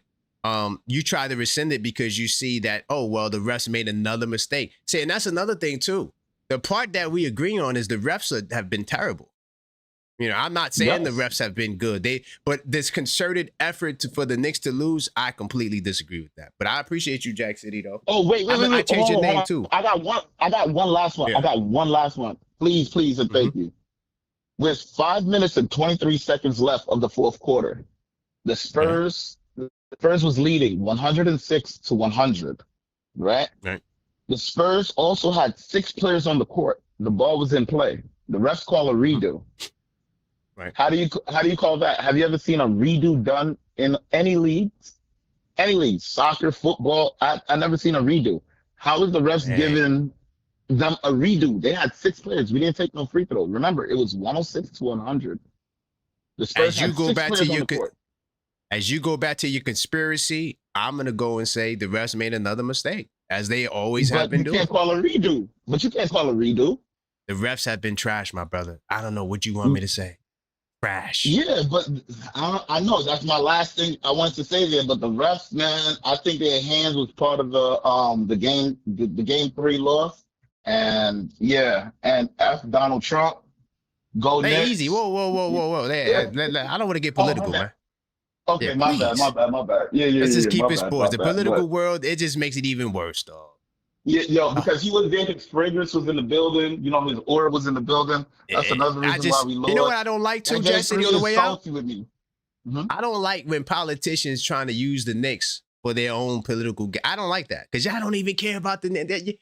Now the Knicks is in the final. Everybody want to talk about. I hate that, bro. It's just stop. I don't want to get Just political, but there was in the past where Donald Trump was bashing NBA players and he was talking bad about the NBA in general. So him coming out to the NBA finals is a little iffy with me. I keep up with him as much as possible. Like I'm like at least all the time 90% in with what he's doing. The other 10%, I wouldn't know it now, but I'll know it like weeks from now. So I keep up with politics. Man. Yeah. Well, I appreciate you, Jack City, man. They can't say Karan. I didn't let you talk. I let you stay on for way longer. Contact, though. I got you. Yeah, I changed it already. All right, cool, my guy. I got you, man. Great call. Thank you for taking my call also. No doubt. All right. Hey, Walls P, was that better? Walls P, do you approve? As long as my man Walls P approves, I'm good. All right. Salute to my man Walls P. Salute to my man J-Tap as well. Salute to my man APAP. He says, Karan, the notebook that clinches the championship. What you gonna do with that? That's gonna be a special item. I hope they treat it like it's game 7. I'm keeping it. I'm gonna put probably not on this shelf though. What I'm gonna probably do is I'm gonna get like a special 82 Nights bookcase throughout the years, and I'm gonna put all the 82 Nights on the bookcase from each of the years going back. So yeah, I'm keeping my stuff because to anybody who wants to do a documentary, if you want to do a documentary on the 2026 Knicks, the one person you need to come talk to is me, because I keep track of everything, every single piece of news, every single game note I got. I mean, I got everything from the season, bro. So, but yeah, I also got the playoff. I got the game night. You feel me? Like, this is all playoffs. I'm getting down to the final pages of this. You know, my handwriting is trash, but yeah, it's a lot of stuff up in there. So yeah, that's what I do, man. I always been a great note taker. That's why I used to get good grades in school, because I used to just take great notes. Anyway, let me get my man D. He said he's triggered, and then I got to get into the 2-minute report. I want to see what D is triggered about, and then I'll get back to the phone lines. Smash that like button if you ain't smashed it already. I do appreciate y'all support. I'll be back tonight. I'm going to be doing a level-headed Knicks talk. There's some other topics I want to talk about. I'm going to do my 3 keys for why the Knicks could win Game 5. I'm going to do that tonight. And I'm going to also get into some other stuff. Also, subscribe, because well over half of you guys who are watching right now, you're not subscribed. So subscribe now and help us close the gap. All right, we're talking about Towns, the video. And what was your thoughts on the video? Let me get my man D from LA in the building. He said he was triggered. Hopefully it wasn't by me. I got the okay of Dr. Tuwan. I'm coming to you next as well. What's good, D? What's good? What's good? All right, so I'm gonna make it quick. First things first, Karl-Anthony Towns involving the fans is why the series is 3-1. Veteran smarts, literally. Veteran. Wow. For real. Veteran smarts against pups. That's a Chris Paul. That's a Chris Paul type move, where no one's really watching. You know, it's the little things that make a little difference that just kick you over the edge, that the pups don't even have an idea is happening. The game within the game within the game. Yeah. Crazy play. You know what I mean? Secondly, you mentioned something about the Knicks making it harder for other teams to trade for Giannis, because they're just going to be looking at, I want, you know, a good starting 5. More like, I want a completely productive 15. Give me an entire roster of people who can show Jose Alvarado. You know what I'm saying? Right. Give me all of those Shamitz. guys. 100%. For real, though. So now I want to do this, though, because I want to start by saying I'm not one who believes or at least pays attention to conspiracy theories in sports, because if I did, I might as well not really watch sports, because what's the point? Especially follow it as closely and look at all the stats and things of that sort. It might as well just be WWE. But because you're a great debater and I see what you're doing, and I agree with certain aspects of your point, but I want to kind of get to the core of what the conversation actually is.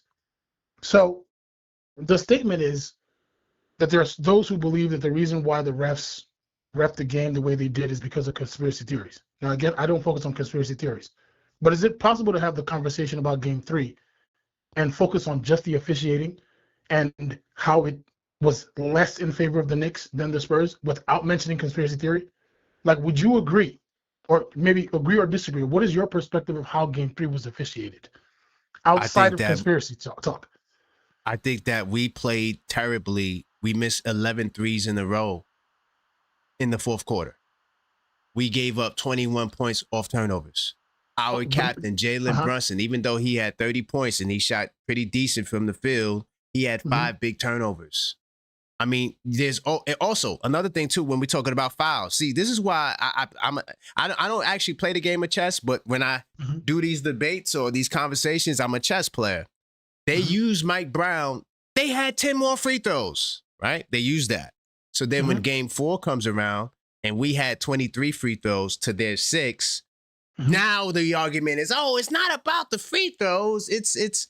And what happens with people is, because they have to protect their bias and their conspiracy, they need these things to go in their way. I don't need nothing to go in my way, because you're the one that's making the extraordinary claim. Extraordinary claims require extraordinary evidence. You're saying that this grand master plan because they don't want the Knicks to win. Right. We won 13 in a row. Right. Your plan to stop us is trash. I just want to go back to something, though, because I understand, again, I don't focus on conspiracy theories. But I asked you a question about your perspective on how Game 3 was officiated, and you answered about why we lost. So lost. Hold on. Another thing, too, really quickly about Game 3. This is directly about Game 3. We stopped attacking the basket, bro, because Wemby was camped out on that baseline, right, in between the three-point line and the basket in the dunker spot area.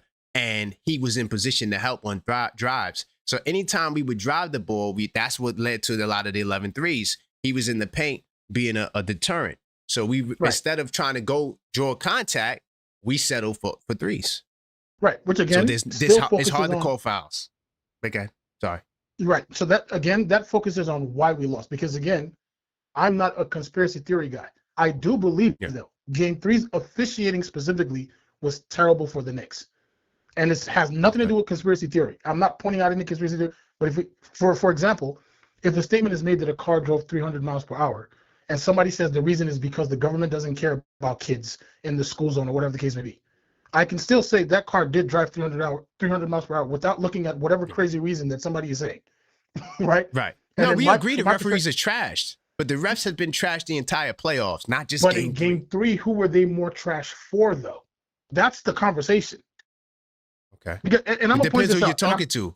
In a lot of cases, like the Spurs are going to tell you the refs wanted them to lose against OKC.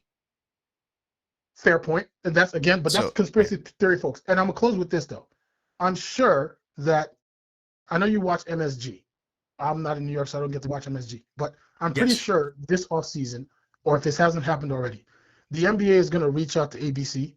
And I'm not using this as Bible, but they're going to reach out to ABC and let them know, like, look, if we're going to cover games, if we're going to cover our games, we're going to need your commentators to slow down on the criticism of the refs. Because in Game 3, I'm going to just be honest, if you listen to it on ESPN, Mike Breen or whatever his name is, and Richard Jefferson, about 80% of the calls that went against the Knicks, when they slowed it down, they're like, I don't know what the refs saw.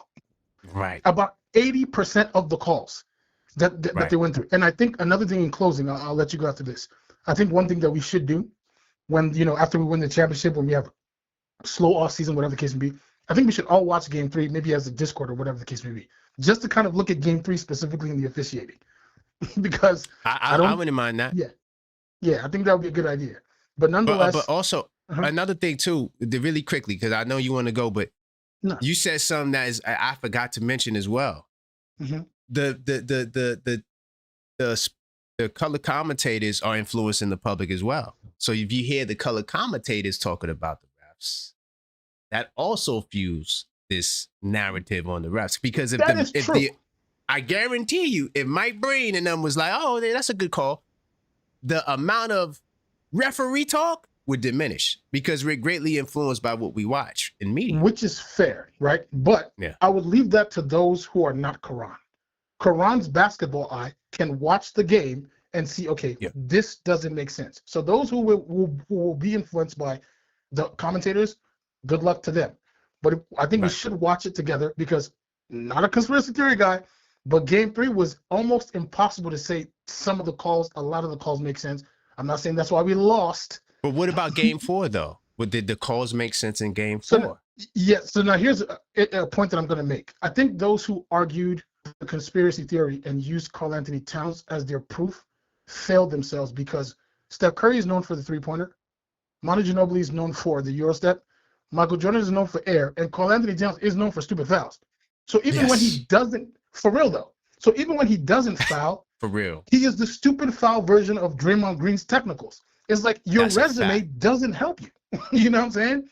The second foul that he got with Wemby, it could go either way. The one that was called on Wemby, it could have gone either way. He did have his arm under there, but Wemby also stuck his hand. But if I'm a Spurs fan, isn't that my opportunity to say, look, the refs don't want us to win? 100%. They call a foul. They made us use a challenge in the first minute of the game. 100%. But that's not Karan eye, though. I'm just saying that this is why the conspiracy to me is just trash, and you should just keep it as the refs were trash. Like, if you just keep it at that, you have an easier time. But if you want to make it out, they don't want us to win, and they want the Knicks in the money, they could have had the Knicks in the money 2 years ago. Fair point. You put OKC and Indiana in the finals, and you think you're going to make money? Yeah. Come on. Wasn't that like the second lowest or the lowest rated finals ever? Ever. Damn. Even worse than the Spurs versus the Pistons? Bro. Damn, that's tough. All good. Saturday, you bleed them out. All good. No doubt. Yo, one thing I appreciate you, man. I think you bridged the gap between me and the ref coat people, man. You know, Nah. I think you did. I think this conversation. No, this was a good one. No, this was good. I feel it. Because hopefully they could understand that I'm not arguing for the refs. Right. I think the refs are mostly always trash. Right. You got to play through that. Right. That's why Rick Brunson was cursing them and telling them to shut the F up. Dude, you got to play through it. We know they trash. We can't allow that to throw us off our game. I'm going to say this because you mentioned it.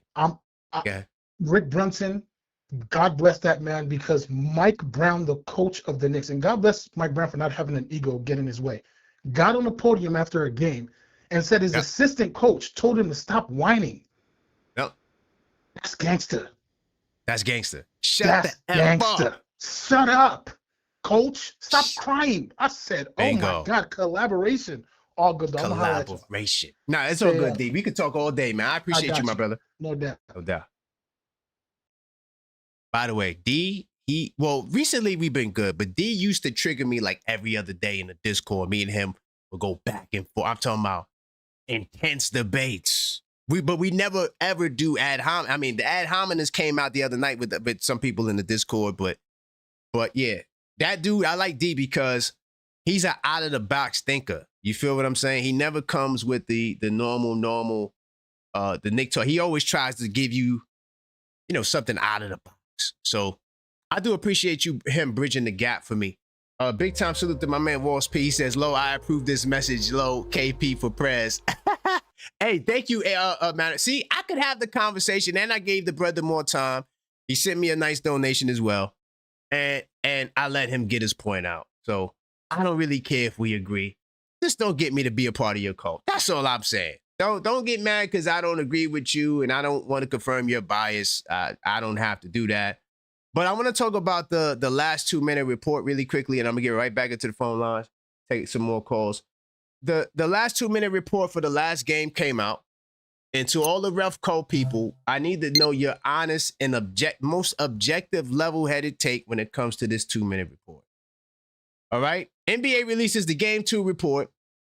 Bad news for Spurs as Knicks remain up 3-1. Okay? Okay? Unsurprising. NBA released this last 2-minute report for Game 4 after tying to steal 4 consecutive games from New York's pause, giving the Spurs more than a fair whistle and then some.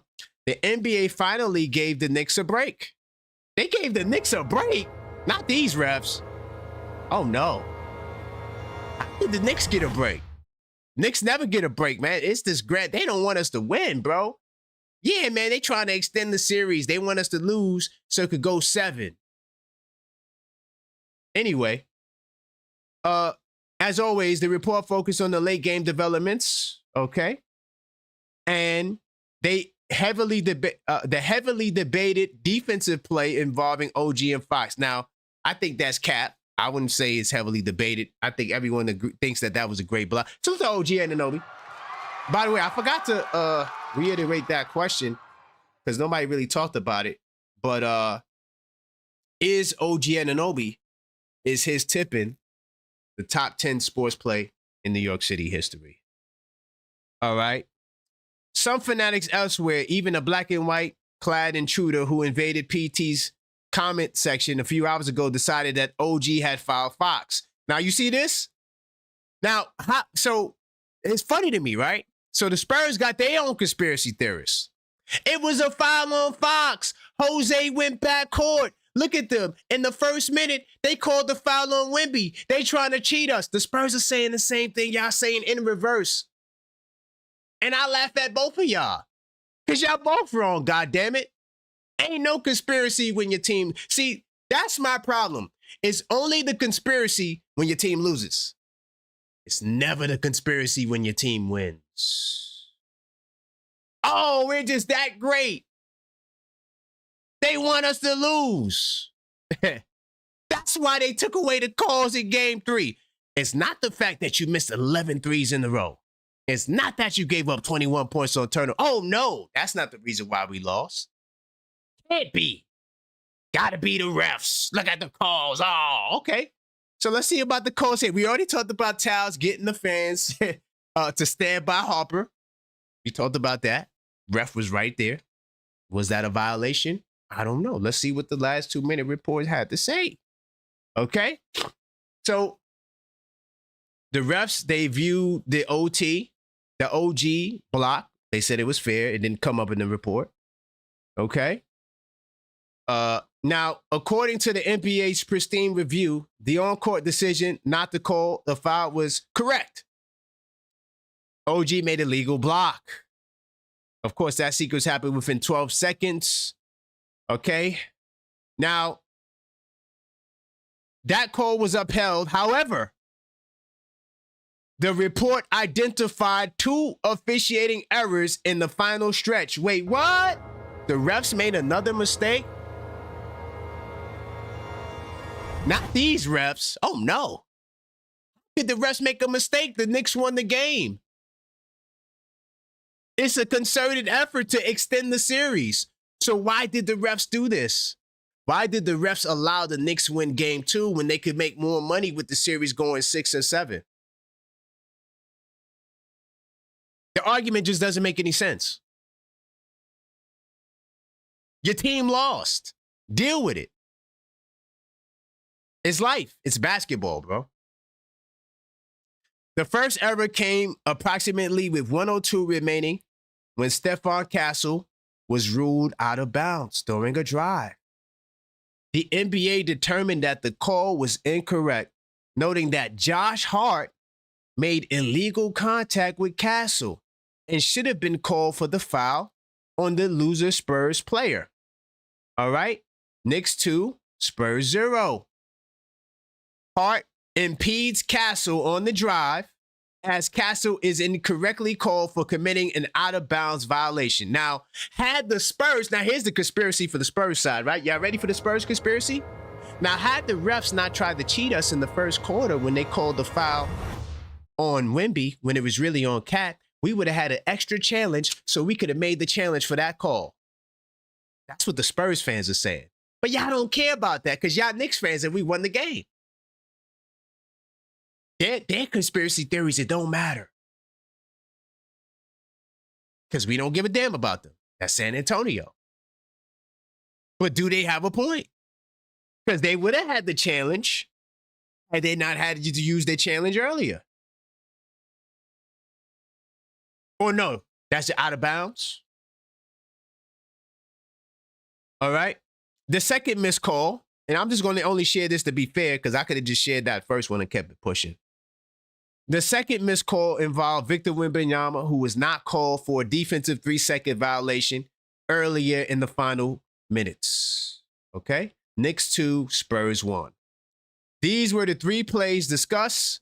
Only 2 of them were incorrect and is split in favor of New York and San Antonio. Now, for the record, Spurs conspiracy theorists, let me stop y'all all the way the hell out. First off, to all the Spurs conspiracy theorists, y'all gotta relax, dog. Your team is too young. Y'all made too many goddamn mistakes, dog. You blew a 29-point lead. Besides that Castle turnover, all your other turnovers, how do you argue for that? If you want to complain about the Wemby call, okay, fine. But do not make Towns asking the fan potentially to come over. That was not a violation. Did not come up in the last 2-minute report. What Towns did was legal. The fan did not interfere in the play. That's cap. Even though the fans moved closer, he still got the pass off. It was Towns who tipped the pass. Towns was not in violation. 646-995-8389. If you called, I will call you back. Continue to smash that like button if you just joined. No, Towns did not commit any violation, even though it looked like he whispered to get the guy over. It was not a part of the 2-minute report. The only thing that they messed up on, but I'm not going to say the only thing. I'm going to say the one thing that was confirmed in the last 2-minute report was Castle was fouled when he went out of bounds. Okay? Let me see who I got in the queue. OKF Doc, I got you.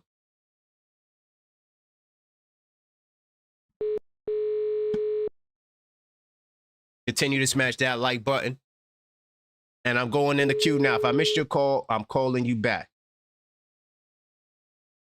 Hopefully Juan can still talk. If not, I'm going to keep it pushing. Hello. Hey, how's it going, Doc? How you doing? Hey, we got another good video. We got another. It's doing well. Thank you, my brother. That's you're making me look good, man. Yes, you know what the hell you talking about. So I got to put it out there. The people got to see this. But what's going on? What's your thoughts? You know, the Spurs conspiracy theorists, they're saying that the NBA took the game from them. They're saying that the refs made multiple bad calls, and they're arguing that Towns told the fans to come over and it interfered with Harper's inbound pass. Do you have any thoughts on that? Yeah, I do. Let me add more to the conspiracy theory. I don't think there's one, to be honest. Yeah, we all think about the emotionality of the calls. Spurs think the same way that we do. Yes, they were a little bit more blatant. Some of them in our Right. Against us, sure. Right. But being honest, the officiating has been terrible throughout the season, not just the playoffs. Throughout the season. Throughout. There's been some egregious calls. Like it's insane. Now, I remember in the Discord we were talking about a few things in terms of that conspiracy theory, right? That they do get together in a room and they will talk about it.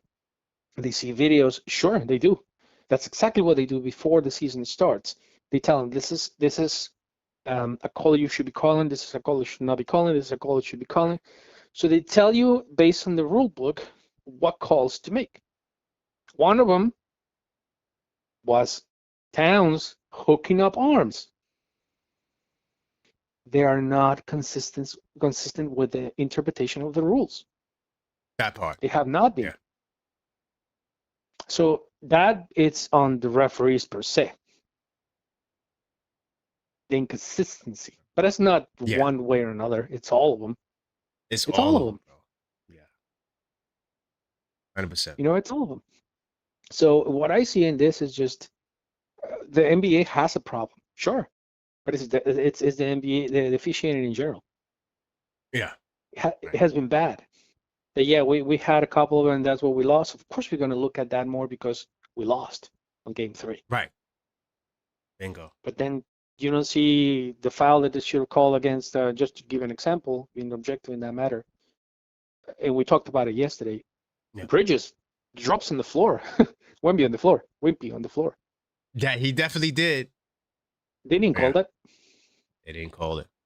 So there's a lot of instances like that. So Towns should have been fouled out in yesterday's in that game. He should have been fouled. Honestly, both him and Wimpy should have been fouled. Yeah, and Wemby too. Yeah, that's a good point. Yeah, Wemby he gets to, first off, every time Wemby sets a screen, he pushes. It's a foul. Do you see that?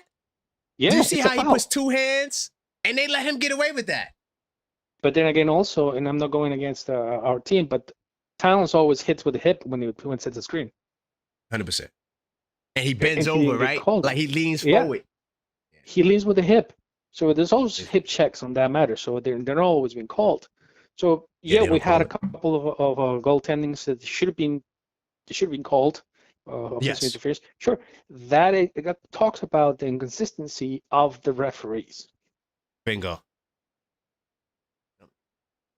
Very inconsistent. And that is something that needs to be addressed. One thing is you think, well, all the referees they get the experienced referees, sure, but they have the experienced referees. They have a track record of making bad calls. Yeah, that's a and fact. They're not, and when they are so rigid into, you can't talk about officiating. How are you going to correct the officiating? Ooh. They have to take start consideration. somewhere. That's right. They have to take consideration the points of view of all teams. Listen, Right. You're not doing this, you're not doing that, you're calling this, you're not calling that. Why are you not doing that? Like the interpretation that I see on the closeouts on 3-point shooters, right? That's Right. wildly inconsistent. Because Widely. the rule says you cannot encroach over the the shooter's space. Right. Right. But what is the determination of the shooter's space? That's the subjective part. That's the subjective part. Everything was actually started with Cesar Pachulia with Kawhi. That is a reckless closeout. He gave 2 steps under Kawhi. Now you see everybody. Now you see everybody when they shoot, they go 2-3 feet in front of themselves, stretching their legs. Yeah, kickouts. So they were supposed to be calling those as offensive fouls. They're not. So that's when the consistency goes, and it becomes more egregious for each team, in the interpretation of each team. Now, great point. What do we lose? What did we lose on the game 3? It wasn't the officiating. We talked about this. It wasn't the officiating. It was the lack of screens. We got away from our game. We were not moving the ball. Nobody was closing. Nobody was cutting. How can you win? Now, and have a few points. Yeah. Now, I appreciate that. Thank you. And then we go into the game 4. They were trying to get us to lose. That's why we went 29 down. No, honestly, no. We had good moves. We had good plays. We were putting ourselves in a position of good looks. We couldn't hit the side of a barn. We could not, and they wouldn't miss. They would not miss, bro. They had like 70% on 3-pointers. Yeah, it was crazy. They broke the record. They broke the record for more 3-pointers on a half. 14. 14. Unconscious, bro. And they were defending well. It wasn't a bad defense. They weren't defending bad. They just wouldn't miss. Yep. So that's a fact. But, and to me, it wasn't just officiating that mattered. It was, I mean, what do you do, man? What do you do? And there's a segue right there to the next point, and Wolfsby actually did give that point, which I thought it was tremendous. Yes, all of the games, the Spurs have gone to high leads on the first quarter. Yeah. Every game. I completely understand. But there's 2 points of looking into that, or 2 points of viewing that. One is, why can't we get into those leads? Well, maybe you don't get into real fast. Maybe you do a lot of different things. But the Spurs have spent all their energies in the first quarter. Right, that's what I was going to say. All their energy, exactly. So by the time that they get to the third quarter, they're done. They're done. Also, because look, Wemby's playing 40 minutes. That's not a norm for him. So no, and he's getting hit, and he's getting pushed, and he's getting moved, and he's getting running. Castle is actually handshaking. That takes a lot from you on the defensive side too. It's not just the offense. 100%. We focus more on Brunson being hit, sure, but the other guy is also spending a lot of energy. Jumping, moving, going sideways, pushing. That takes energy. So if they go into that, sure, that's great. You're going into a high number, and Game 4 was insane in terms of the leads. But what are they doing at the third or fourth quarter? They cannot keep up with you. I didn't see that much handshaking on the third and fourth quarters. Did you? In the third and fourth quarter, no. I felt like the Spurs, they were just like coasting, trying to protect the lead. And they lost their a lot energy. of the things they was doing earlier, they wasn't really doing in the second half. They completely went away from that. From the defensive standpoint into the offensive standpoint, they completely went away from that. And so I think they gassed too. I think they were gassed too. I want to say that. Mentally and physically gassed. Mentally, yeah. Because that takes a lot from you. So that means, and that speaks about bad team management, in my opinion. Yeah. And that's one of the things that the Knicks don't do. Yeah, sometimes they would start like they have started badly in this 3 or 4 games. But what happens in the third and fourth quarter? They have energy. Right. Because we use our bench more too. So like we'll get like, 30 minutes out of Deuce or Shamit or whoever's playing well, and then the other guy might get 16, 17. They're only playing like 3 guys on their bench. So they're like 7, 6, 7, 8, not even. Yeah, two or 7.5 three people. guys. Yep. 7.5. Yep. You know, and you can't play Cornet because Cornet is useless. So you literally, he's not good. He can't keep up with anybody. He fouls a lot, and he loses a lot of his. And you know, he has a better savviness. I give it to him because that kickball on the game 3, that saved their game. 100%. You know what? So that was crazy. We playing 11 to 12 people. 11 to 12 people. Yeah. That to me, that beats 6 to 7, to be honest. 100%. Right, every time. Every time, and that's one of the reasons why actually the Pacers beat us last year. We got gassed. Right. So, and my last point on that is everybody's actually talking about Towns' move. That was brilliant. What? Tell me that wasn't smart, man. Salute the big bodega. That was brilliant. The way the fans shifted over like that was his coordination, bro. Like even Taylor Swift move. Even Taylor Swift was moving that way. Wow. You know what I mean? And that is the definition of home court advantage, sir. Bingo. Hello. There you go. And it's completely valid. Why wouldn't you? Yep. I'm sitting on my stand, but you're standing. I'm not touching the guy. Bingo.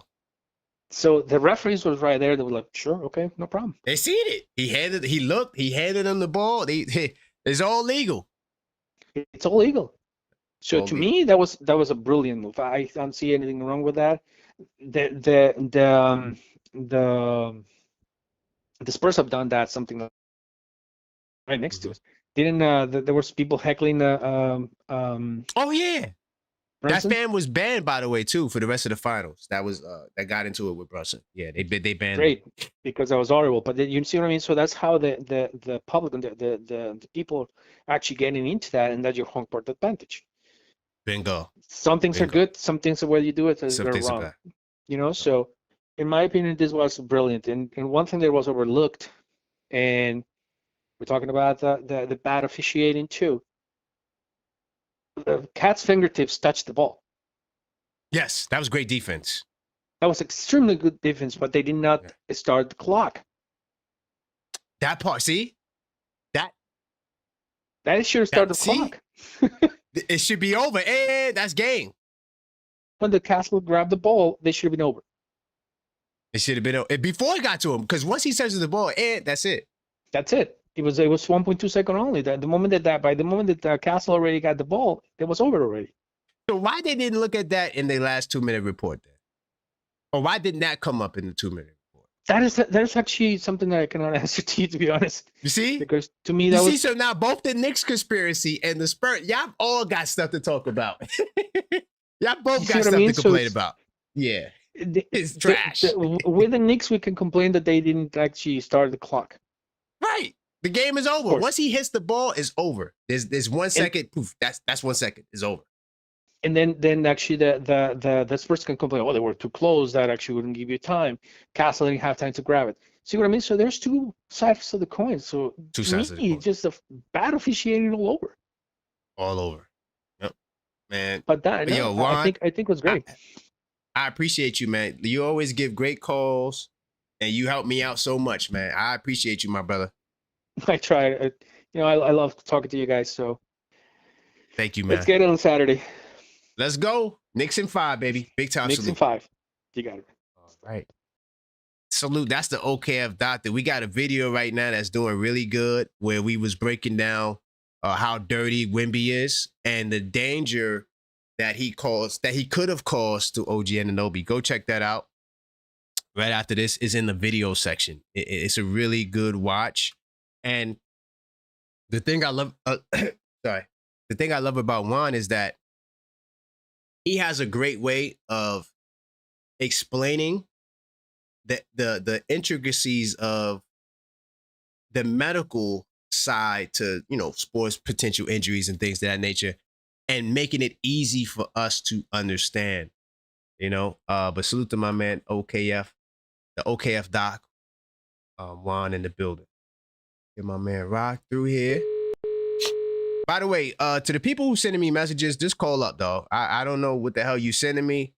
I'm not reading no text messages. This is a show phone that you call up on. I don't do text messages. What's good, Rod? Okay. Nothing much, man. What was your thoughts on Towns, man? Oh, excellent, man, excellent. He deputized the fans of New York same way a sheriff would to catch an outlaw. That's coming into town. Excellent. Right. And you know what? Excellent. I bet you there is no ruling because there's no precedence against it, and it's high time he took advantage of what he could. Now maybe something to develop next season, but as of now, it's a gray area and there's no ruling for it, so no one can really say anything because there's no 100%. governing And it of didn't it come in the until something report acts either, out. though. It didn't come up in the Right. report. So Because it's so minuscule to them, they didn't think of it.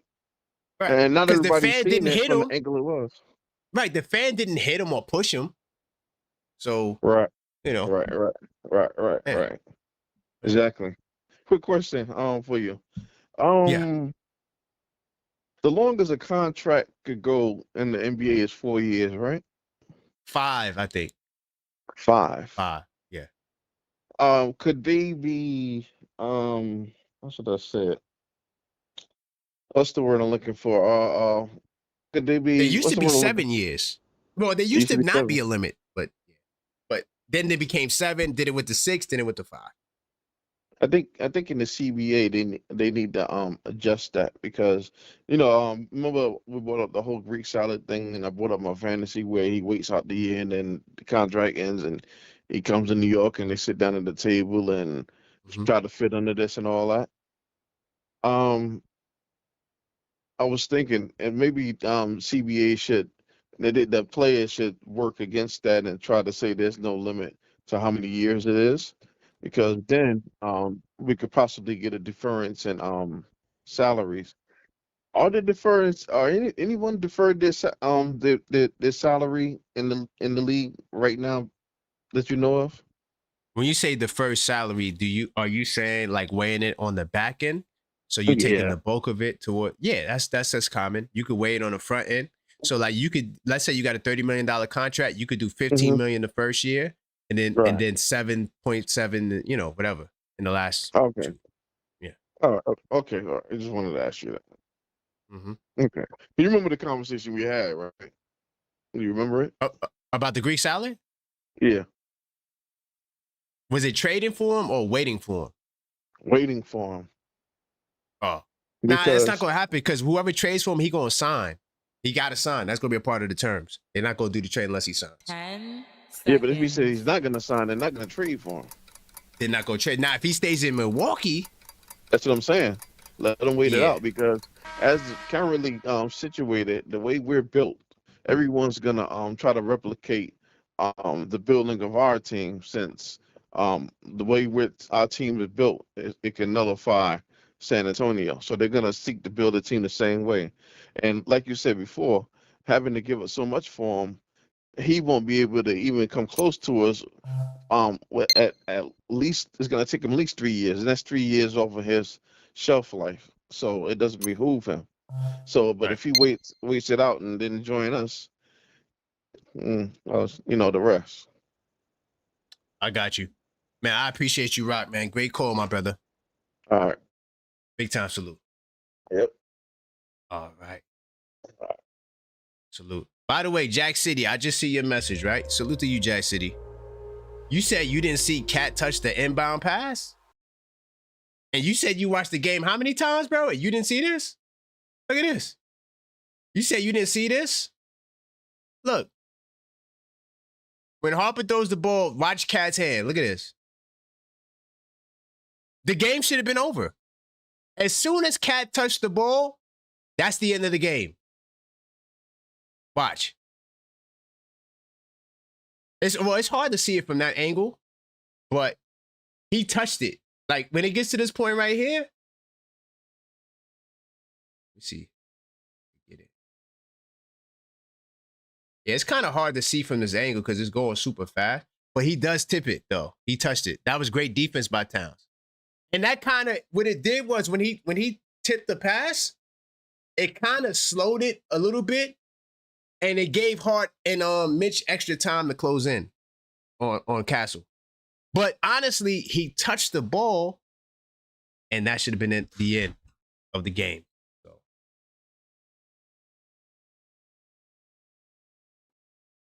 But just hopefully you see that, Jack City, that he did touch the ball. I couldn't show you from that angle, but if you go back and watch it again, and you see it on the replay, he touched the ball. All right, get my man Blue up in here.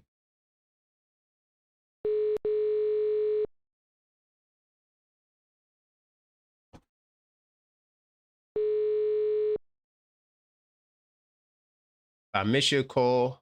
I'm doing callbacks. Hello? Blue, what's going on, my brother? Yo, what's going on, man? We in the building. Let's go. Yo. So, all right, real quick. I looked on, like, how do I get on your link tree and stuff, man? Like, how to, because I've tried to, like, get onto it, and I couldn't do it. Got you. Hold on. Give me 2 seconds. I'm going to send you the test right now. All right, I appreciate that. Man. All right. So, yeah, it's in your text message. You'll be able to get there. Sweet. All right. All right, where we going, man? What's up? I seen there was an issue with the referees you was talking about a couple minutes ago, a little while ago. Well, no, yeah, they blew a call on Hart. Hart should have been called for a foul on Castle. What, at the end of the game? Yeah, at the end of the game. Yeah. They missed the call. I mean, look, man, usually at that particular time in the game, referees usually, they swallow the whistle, you know what I mean? But yeah. I mean, the refereeing throughout the entire game has been piss poor. I mean, I don't know. So I heard you say did you think that was a foul on Towns in the first 62 minutes of the game? Like either one? Yeah. Yeah, they both were fouls. You think so? I think the first one was a foul. The second one, I don't know. I felt like he was kind of baiting Victor. I thought he's like kind of kept his hand inside the pocket, to make it seem, I get it. He has a propensity to do stupid stuff. So I get why they could, like, all right. But the fact that they switched the call, that was what I had a issue with, you know what I mean? And I get that they challenged it, but the fact that they switched the call, even though Towns was also fouled, but I mean, that definitely changed the complexity of the game. Yeah, but it's who fouls first. Yeah, true. And I don't think that the referees like determine the outcome of games, but they do dictate the way the game is going. You know what I mean? So yeah, I do think that whether like how the game is decided is definitely on the players.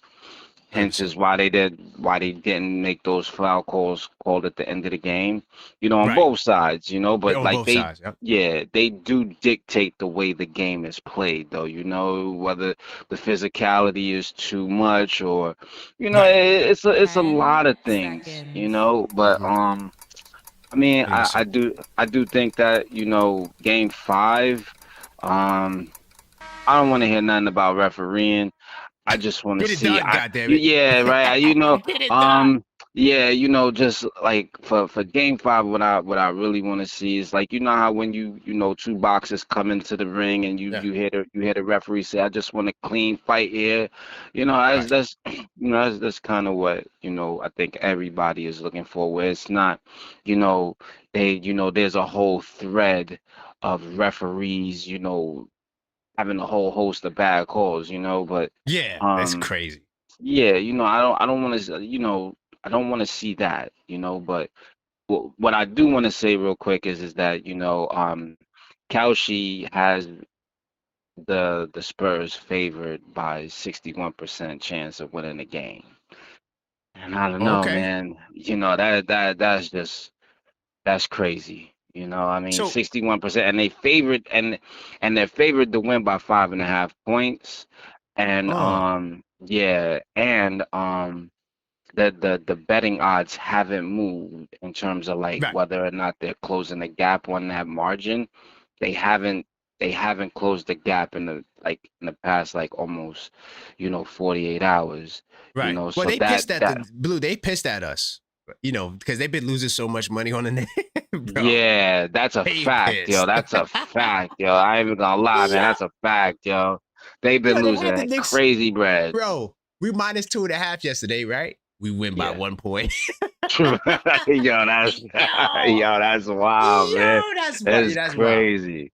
Yeah, Yeah, but I just thought that right there was I was like, damn, 5.5 points and the betting odds haven't changed in terms of margins. They yeah. haven't closed in the past. Like that's a telltale. You know what I mean? Like Mm-hmm. I don't know. You know what I mean? It just is. I'm not saying that the referees wanted or they wanted, because Madison Square Garden has made in these past 10 games, they've made over $100 million.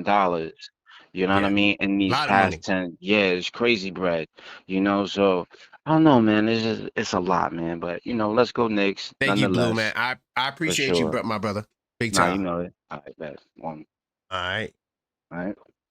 I'm gonna get on that. You know what I mean? Yeah. I'm gonna I definitely appreciate get your into it. support, my brother. I appreciate you, bro. No doubt. I won. That's my man, Blue. He's becoming an optimistic Knicks fan. Blue's becoming, I'm telling you. Big time salute to my man, Jack City, representing Brooklyn. He gave away some memberships. Big time salute to you. He gave it to is that JV Bronx? Big time salute to you. AJ from Queens. Welcome to OKF Nation. Kick Goat. Big time salute to you. The Pabones and Upright Sounds Music. Big time salute to y'all, man. Welcome to OKF Nation, man. I appreciate that, Jack City. You see how we could disagree with class, and my man still support, man. That's what it's all about, man. We have a great conversation, and we don't always have to agree, but I appreciate that, man. Welcome to OKF Nation. Let me get. I got my man Ty. I tied in Buddha. Get Ty on the line. Hopefully he's still available. I got Buddha as well. Smash that like button. What's good, Ty? Yo, what's up, fam? What's up? Nothing All right, much, man. I know I'm placed with the hard clock. I accept it. Let me just get off my little, and just salute to everybody, man. I just want to say this. Yo, Walt's called up early and he brought up the night me and you had the argument. But you know one thing about your show, and like I do, like I was doing, even when you was out there playing basketball, I would go and watch some of your games. So you all can go back and watch actually that show, because that show, I didn't argue with KP. And he'll tell you, I don't argue with him. I brought up the refs and KP didn't want to hear about the refs. That's how that argument started. So for all y'all thinking now, KP don't ever let that happen again. That wasn't me. And I'm not saying it was KP, but he just didn't want to hear about the refs. And that's what he kept saying. I brought it up in a quick snippet because I was like trying to get to my point about how we overcame the refs. Now, for the conspiracies, isn't there a great group of us who was talking about Adam Silver don't like the Knicks? That's a conspiracy. Isn't it a great conspiracy that the owners don't like Dolan, they don't get along with him? That's a conspiracy, right? There's so many conspiracies. So we can't be biased and say, oh, now when people are complaining about the refs, well, the refs calls do dictate the flow of the game. It doesn't produce the actual outcome of the game because the players still have to play. But to tell the fans what they're watching is not what they're seeing, it's kind of asinine to me. But it's okay because we all are right in our own sight. I don't ever have to agree with Quran. That's what I liked about Quran in this show, is because I can be objective. I can argue with him over his points until he proves me right or wrong, or we just agree to disagree. That's healthy. That's fine. So for all of y'all having like an issue, your pennies in a bunch over this, we gotta relax. How in the fact this is how we made Quran show his show, because Quran and Maxine gave us this platform to be objective against him, with him, so on and so forth. So if you want to be honest, there's fouls on every play. Just like in football, there's holding on every play. The game wouldn't go on if the refs called everything. The only issue I had is the impact calls that affect the Knicks. The impact calls, not the calls. We know there's fouls, tugging and pulling. Let's be clear. Those who watched the 90s, basketball was a physical game, and you can go to fisticuffs and still might not get kicked out. So my point I'm making is there's conspiracies in everything. What about go back to the point when we was in Atlanta and we always talking about how the refs, even okay to this point with Vegas. Now Vegas don't like us. Why? Because they're not betting on us. That's a conspiracy. That's a conspiracy. What are we talking about? D from LA, great call. Dr. Juan, great call. Everybody great call because everybody is saying what they feel, what they see, and you know what? Everybody is right because it's in their own sight. So don't target Quran, don't target me, don't target somebody because they don't agree with you. Just make your point and let's move on because that's the platform super producer Maxine and Quran has put together. Y'all sitting up here getting too sensitive about this. We got to stop. Why do this now? Don't come for me. This is the problem with New York. We don't know how to win. We don't know how to be celebratory in a winning state because now we're arguing when we get ready to win the chip. This does not make any sense. It doesn't make any sense. Everything is conspiracy. Everything. You living and thinking you're going to make it to tomorrow is a conspiracy because the only thing guaranteed is death. I'm just trying to just say, like, come on. Without the truth and a lie, you cannot have a conspiracy. A conspiracy carries both inside of it. Both of it. That's what makes it a conspiracy. Yeah, there's some truth to that. I don't believe in that. I don't think that's so. Come on. So I don't ever have to agree with Quran on nothing. I like when I go back and forth with him, or I go back and forth with D, or I go back and forth with whoever, and then they come back at me. That's fun. That's what made me love this show. Now y'all too damn sensitive for me, and this is enough. It's enough. Let's enjoy this. We don't have to agree with everything. That's what makes New York Knicks fans fans. The greatest fans in the world. We're the most knowledgeable fans in the world. Now you're gonna take everybody's knowledge from them? I don't care. It's calls in every play. Every play there's calls, KP, right? Every play there's fouls. Every in football, there's holding on every play. You think they're gonna call a hold on the Patriots when Tom Brady dropping back in? When ain't no Tom Brady about to throw a touchdown, they're gonna let that hold go. They're not gonna call that because that's what makes the sport the sport. My only issue with the refs is that their calls on us impact the predominantly totality of our games, and that's the part I don't like. But Vegas not liking us, I don't agree with that. I just think that all of it, and we always saying this, you, Quran, me, all of us, Tugboat, all of us saying this, the league don't like the Knicks, and we all can agree to that. Then guess what? We all right when it comes to certain conspiracies.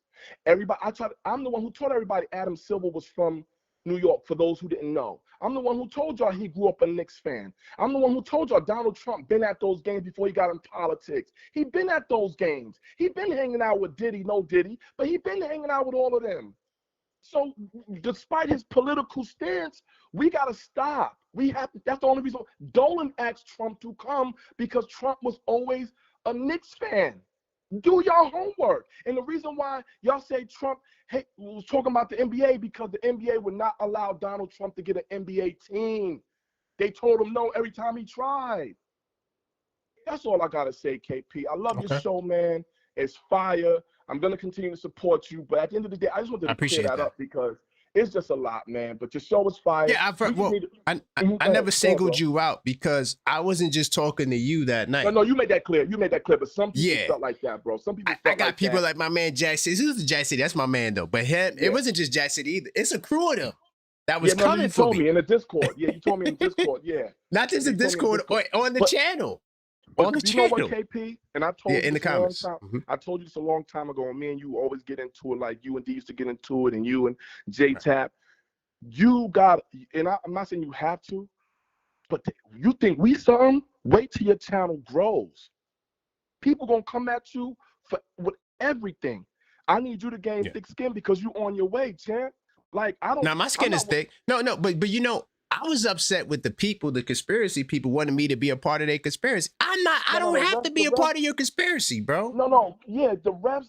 I always said it from the whole before the playoffs. I always felt like the refs just had it out for us. Because I go back to Donahue with the Knicks. Remember, he's doing federal time. That referee who was always calling bad calls on the Knicks, and they ended up doing an investigation on him, and they found him guilty, and he's still in the feds right now for throwing all those daggone games against the New York Knicks. No other team, just the Knicks. So I'm glad you brought that up, because really quick, I just want to say, I'm not saying that there's no corruption in sports. That's the only reason why I'm out of agent today. Yeah, no, you always said that. What? You always said that. But, yeah, that's fair. You always said that. But really quick too, because you said something I want to respond to. You say that Vegas doesn't like the Knicks. I got sources of the people representing the companies talking about they rooting for the Knicks to lose. Right. So I didn't just make that up with my opinion. No, but KP, I understand that, but rooting for the Knicks and not because they lost a lot of money. Right. By picking against the Knicks. But we said that was going to happen. Remember me and you, we was talking about, we said Vegas going to lose a lot of money because you kept saying, Ty, how come they still have us not the favorites when we just swept this team? And I said, KP, because they know. See, Vegas is betting on in other words, they know the Knicks are probably the favorite to win. So let's act like the Knicks are not. That's how they get their money. It's reverse. They're not losing money. No, they actually losing money because a lot of votes people bet the Knicks. The New York people, the Jersey people, there's a lot of money. No, but I'm saying Vegas is not down. Vegas is cleaning up. No, they was losing, dog. With the Knicks, they were losing. No, I'm saying because they were picking the Knicks to be the underdog. Remember, that's plus money. So my $1 gets me $5. My $1 gets me $2. So you're losing when the Knicks win when you don't pick the Knicks. So that's why I say they don't like the Knicks. Oh, I'm not talking about Vegas in itself. Are you talking about the people who are betting or Vegas themselves? I'm talking about the people who make the odds, the FanDuels and all of them people. They are upset. I hear you. And I believe what you're saying is correct. Because Knicks fans are coming up though, Ty. That's what I'm saying. They're betting $1 and getting $2 and getting $3. So they're taking money from them. That's why a lot of people getting $1 million and all of that. They winning. Okay. Right. Because they picking the Knicks. So that's the only reason why I said that. And as far as the league not liking the Knicks, I think that's cap too. Because you know how much money first off, let me tell you how much money the other teams make from the Knicks winning. They should all be rooting for the Knicks to win. Because it's way more money to have the Knicks there. That's why I know that there's no concerted effort to do anything to the Knicks. Because I would have put the Knicks in there last year. Right, but see, because they still had Boston. See? No, that was Indiana. They had Indiana and that was the least viewed final in NBA history. Of course. Was Indiana and Oklahoma. And the Knicks was right there, by the way. Because Indiana beat us. But why didn't they rig it for us to win so they could get paid? No, well, see, the thing is, you talking about last year? No. Yes. No, because when you look at Halliburton's shot, like, there's only so much they can finagle and puppeteer. There's only so much they can do. They can if they want the refs on their side, it's only so much they can do. At the end of the day, the players got to play. Regardless if the refs gave you 2 fouls in the first quarter, when you come back out, you still got to play. The refs can't decide the game. They can dictate the flow of it, but the players got to decide that game when they're between those lines. So despite anybody bet, like I can bet on a boxer, but Mike Tyson losing to Buster Douglas is like, what happened? That's a huge upset. Yeah. Huge. So now how much people came off? You put money on Buster? Oh, that's what I'm saying, my guy. So that's why what the Knicks doing right now, people are losing their homes in San Antonio. Ty, hold on, really quickly. Did you remember, Ty, really quickly, did you remember coming into the playoffs, the Knicks were plus 2,200?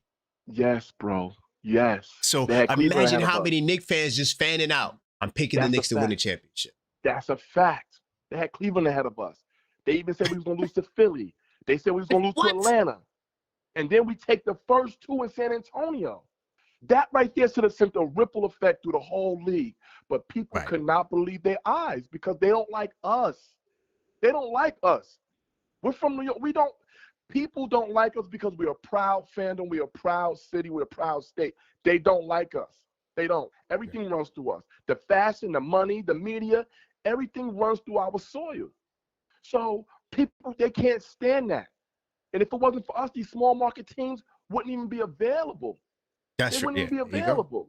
You know what I mean? And before I go, Knicks champs, he said something very important. He said, dang, Knicks will be champs. You got to call up and say that, because he made a powerful point, and I really wish he would call up and just say his point, because it was about dang, man. I'm gonna go. I want to say his point. All right, so Ty, a lot of people go when they need to say this to you. What do we have to do to get you in the Discord, my brother? What do we got to, like, do we have to, we got to grab your phone from you? Hold on, KP, from what I heard about the Discord, it's street fights in there. I'm good.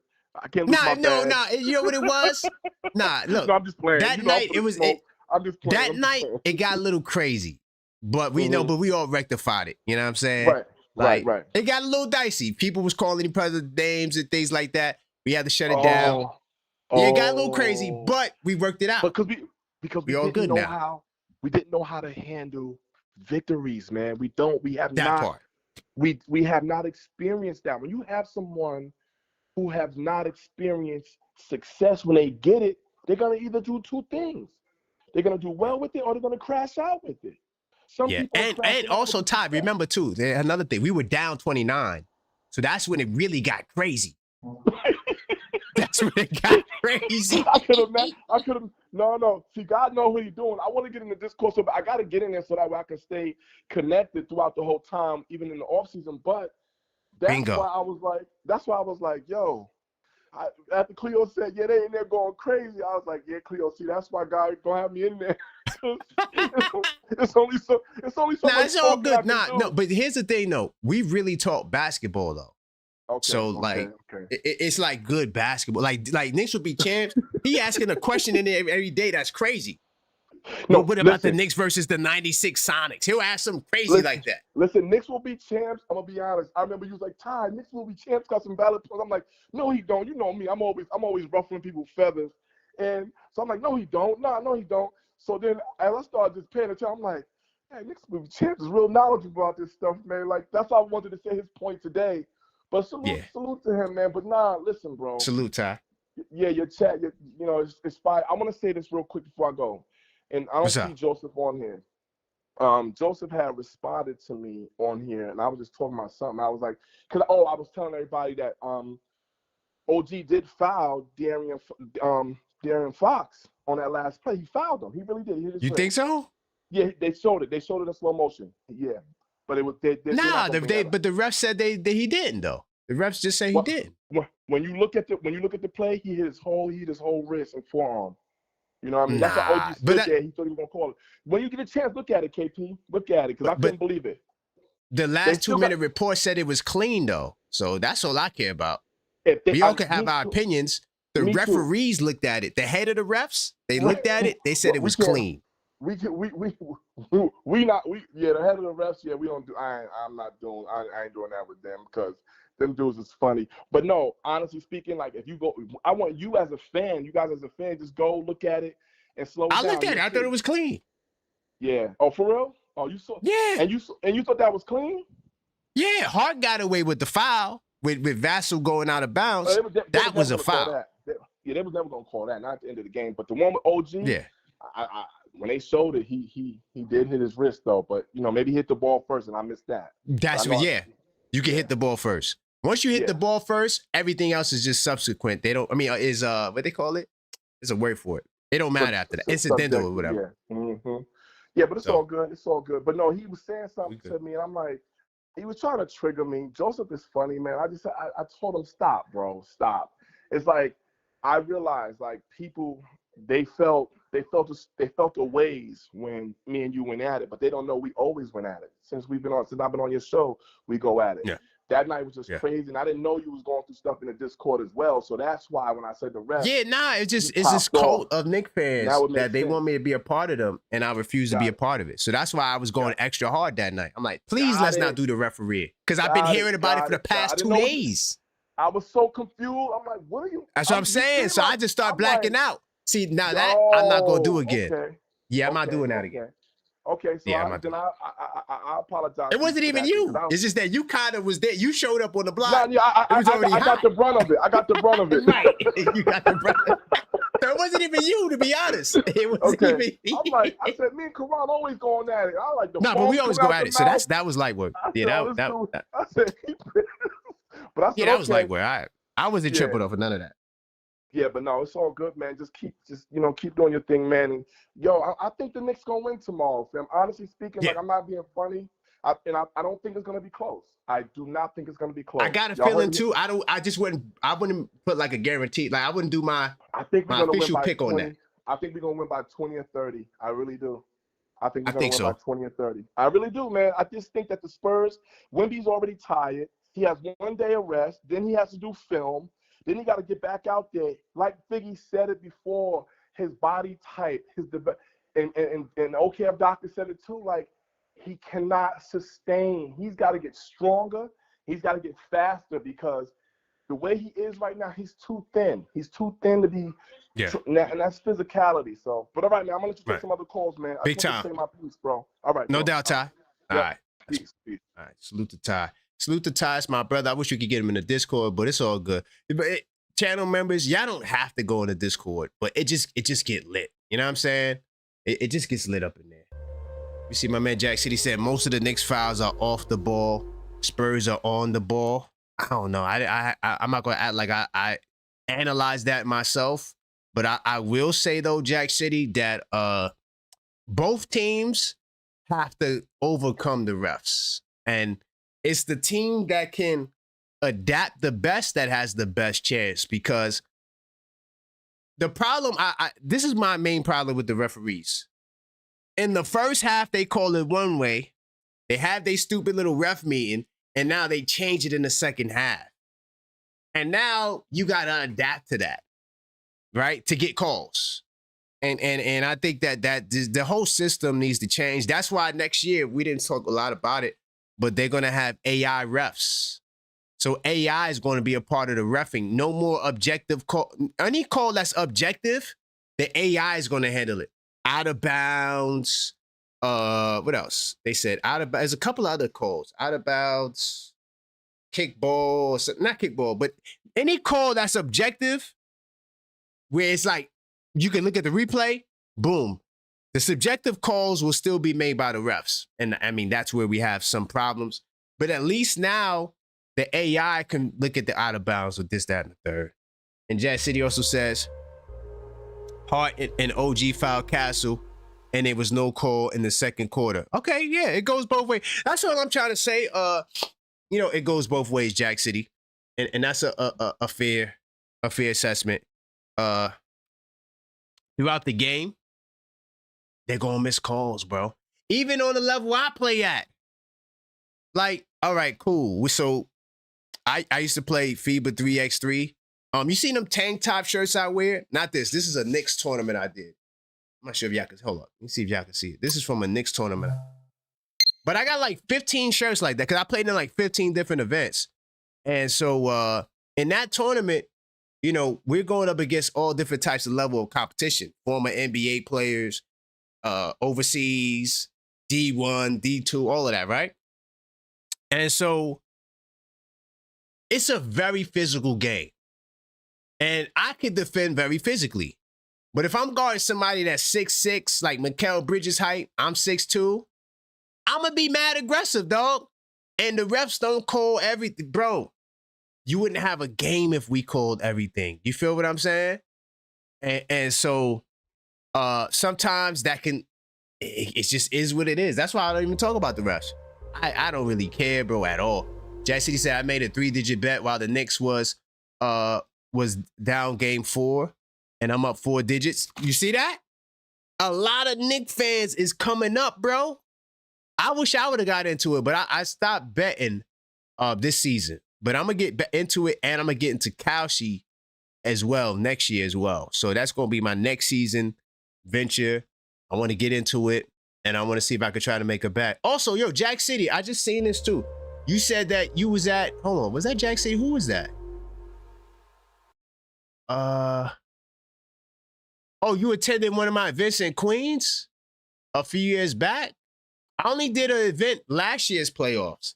And this year, were you there with me? And if you was there, why you didn't say what's up?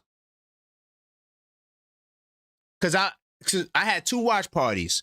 One last year for the Pistons, and then this year against the Cavs. But I don't remember seeing you at the watch party. But if you were there, you should have said what's up though, Jack City.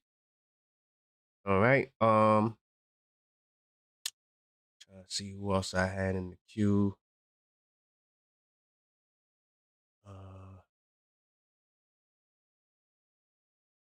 This one, Buddha was in the queue. Yeah, Buddha's in the queue. My man Buddha in the building.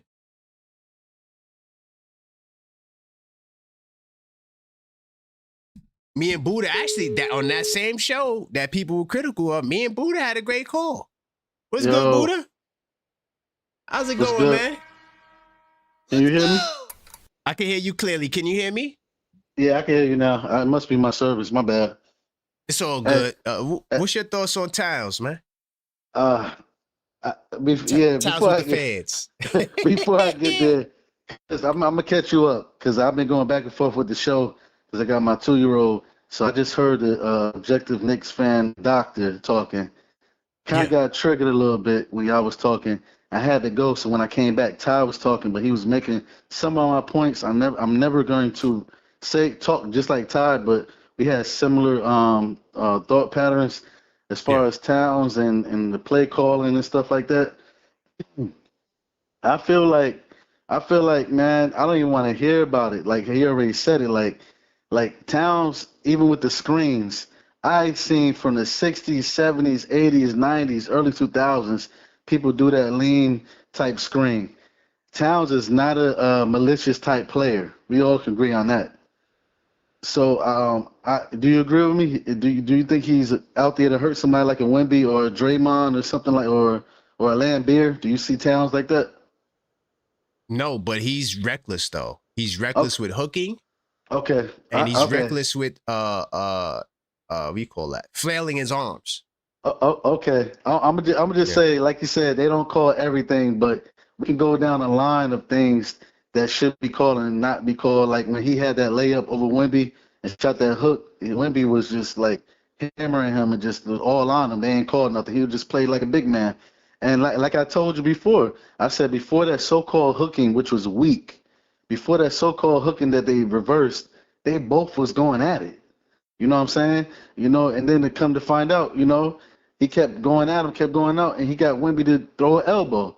My thing is, I don't think OG, I'm skipping to OG real quick. Long story long. I don't think OG, I said it was a foul, but I still give him credit for the hustle. I just call it a foul when he first grabbed his jersey a little bit, like that touch that he did with a quick on his back. Pause, and then he went up for a block. That's if you want to be picky and technical, yeah, that could have been, but just out his right up, you know, he hold on, little man. Just him hustling and doing what he did, playing both sides of the floor. You got to give him credit. Now, with Cat, people not realizing, they keep saying that you know, they didn't see this, they didn't see that. When Cat had that IQ of 1,000 and told the fans to get closer, you know what I mean? That's fine. That was genius. But the thing about it is they didn't call they didn't start the clock when he tipped the ball. So if the Knicks another blunder. I don't know if we talked about that already, but the Knicks would have lost. They would have been like, well, the clock wasn't start. He hit the ball. So it just, I mean, like, damn if you do, damn if you don't, man. Like exactly. Yeah, it's just. But Ty is right though. Knicks calls do come at a more critical time, and it can affect them the most. And it's kind of sickening too, man. Because I still think that call was weak that they reversed. I mean, come on, man. That was super weak, man. But I'm gonna say this only because you're a Knicks fan. But if you listen to the Spurs people, they felt they were robbed in Game 4. The same way how you feel about Game 3, they feel they were robbed in Game 4. Oh, nah, it ain't even that. That was clear. That when you said call it a hook that lasted for like not even like point whatever tenth of a second, like that they was going at it, man. That's basketball, man. Like I grew up in the era, man. Play ball, man. Like, stop. Unless somebody freaking, like they say, elbowing you like a lambeer in your face or slam you to the ground purposely. What Wemby did with OG was sickening. How Joel Embiid did that to Mitch again. People don't realize when Mitch dunked on him, he tried to go into his leg. Go back and look at it. Right. Mitch, so I'm just saying, like, these dudes the refs dirty. are bro. The refs are bro. The refs are trash, bro. They are, but that's why they got to bring. That's why they got to bring the AI refs next year. That's why. That's sad. That's sad too. Can you imagine how many calls would have been reversed if they had this stuff back in the day when the Knicks played Jordan? All them travels, all whatever. God, bro. But I still Cat my guy, man. What they say, man? If you ain't cheating, you ain't trying. And Cat ain't doing nothing that nobody else ain't doing. Cat didn't cheat though. Like he bent it. Like it's called bending the rules. Because the fan technically, I mean, maybe the ref could have told the fan to back up, but it wasn't against the rule book. He scolded him a little bit. If you go back, he was talking to Cat a little bit. He caught Cat doing that. He was telling him some instruction. Naturally, a fan can just do it naturally. He was just probably saying, "Hey, man, what are you doing?" Like that. And Cat was like, "I ain't do nothing." Cat, you know what I'm saying? But look, I'm talking to the OKFC doctor. How you say his name? Objective Knicks fan. Okay, I said, okay, my bad. OKF doctor. Like, if they want to call everything and be technical, how many guys do lane violations when they do free throw shots? All the time. All right, so like we gotta be mindful of the nitpicking we doing and stuff, especially with Cat, man. Cat ain't trying to hurt nobody but just win. He trying to be slickster doing certain things, but I seen, man, what you think they doing at the bottom of the pile in the NFL when they trying to get a loose fumble? Oh, yeah. Oh, man, you don't think somebody getting they like my father said, they juju's twisted up or they whatever twisted, their fingers pulled back? Come on, I'm going to tell you the problem with Tiles. The problem with Tiles is when they challenge. He always get messed up in the challenges. That's what gets him. When they look at it, because they don't want to call it. But then they go review the footage and you see the little baby hook. And they gotta call it because they seen it. But the challenges is what get Cat. They be as soon as it's a foul on Cat, all you see is the hand signal challenge, and they overturn it. Towns full foul. So I feel you, but I still think that was weak though. Wemby embellished a lot, man. He did a lot of embellishing. But he one more flagrant, what he's suspended or something or whatever. So we'll see. More. He out of there. We'll see what happens. We'll see what happens, man. But I appreciate you, Buddha, man. Great call, man. Yes, sir. All right. No doubt. Appreciate you, man. All right. Big time salute. That's my man, Buddha. First, I got to give a big time salute to my man, Blue. He hit up the merch shop, copped him some stuff, man. Blue, I appreciate that, man. Thank you for your support, my brother. I appreciate that. Hold on, Jack City. Hold up, Jack City. Jack City said, we made that cue ball for one of your event. Now, hold up. Jack City, were you the guy with the dreads? Because there was a guy with the dreads. Like, you didn't come there for me. You was there. But there was a guy with his dreads that kept coming up to us talking about Knicks in 5 or something like that. Knicks in 5. Was that you? I'm trying to think, was that you? Because you was there. If you was there, you wasn't with me, though. But you was there in the building. I could see that. But there's one guy who I remember who was coming up to the table. He was the only one that kind of said something to us. So if that was you, that's what's up. And salute to my man Slow Mate for the super. I do appreciate you, Slow Mate. Big time salute to you. Listen, y'all, I'm going to be back tonight. Level-headed Knicks talk. It's going down. I'll be here around 8:30. And, we're going to talk about some more topics. I'm going to give you my 3 keys to victory. And, yo, man. Have a great day. And until next time, let's go. Next. And by the way, Jack City. Let me know if that was you with the guy with the dreads. Let me know if I'm spot on. We'll talk about that later. But I do appreciate y'all. And we'll talk tonight.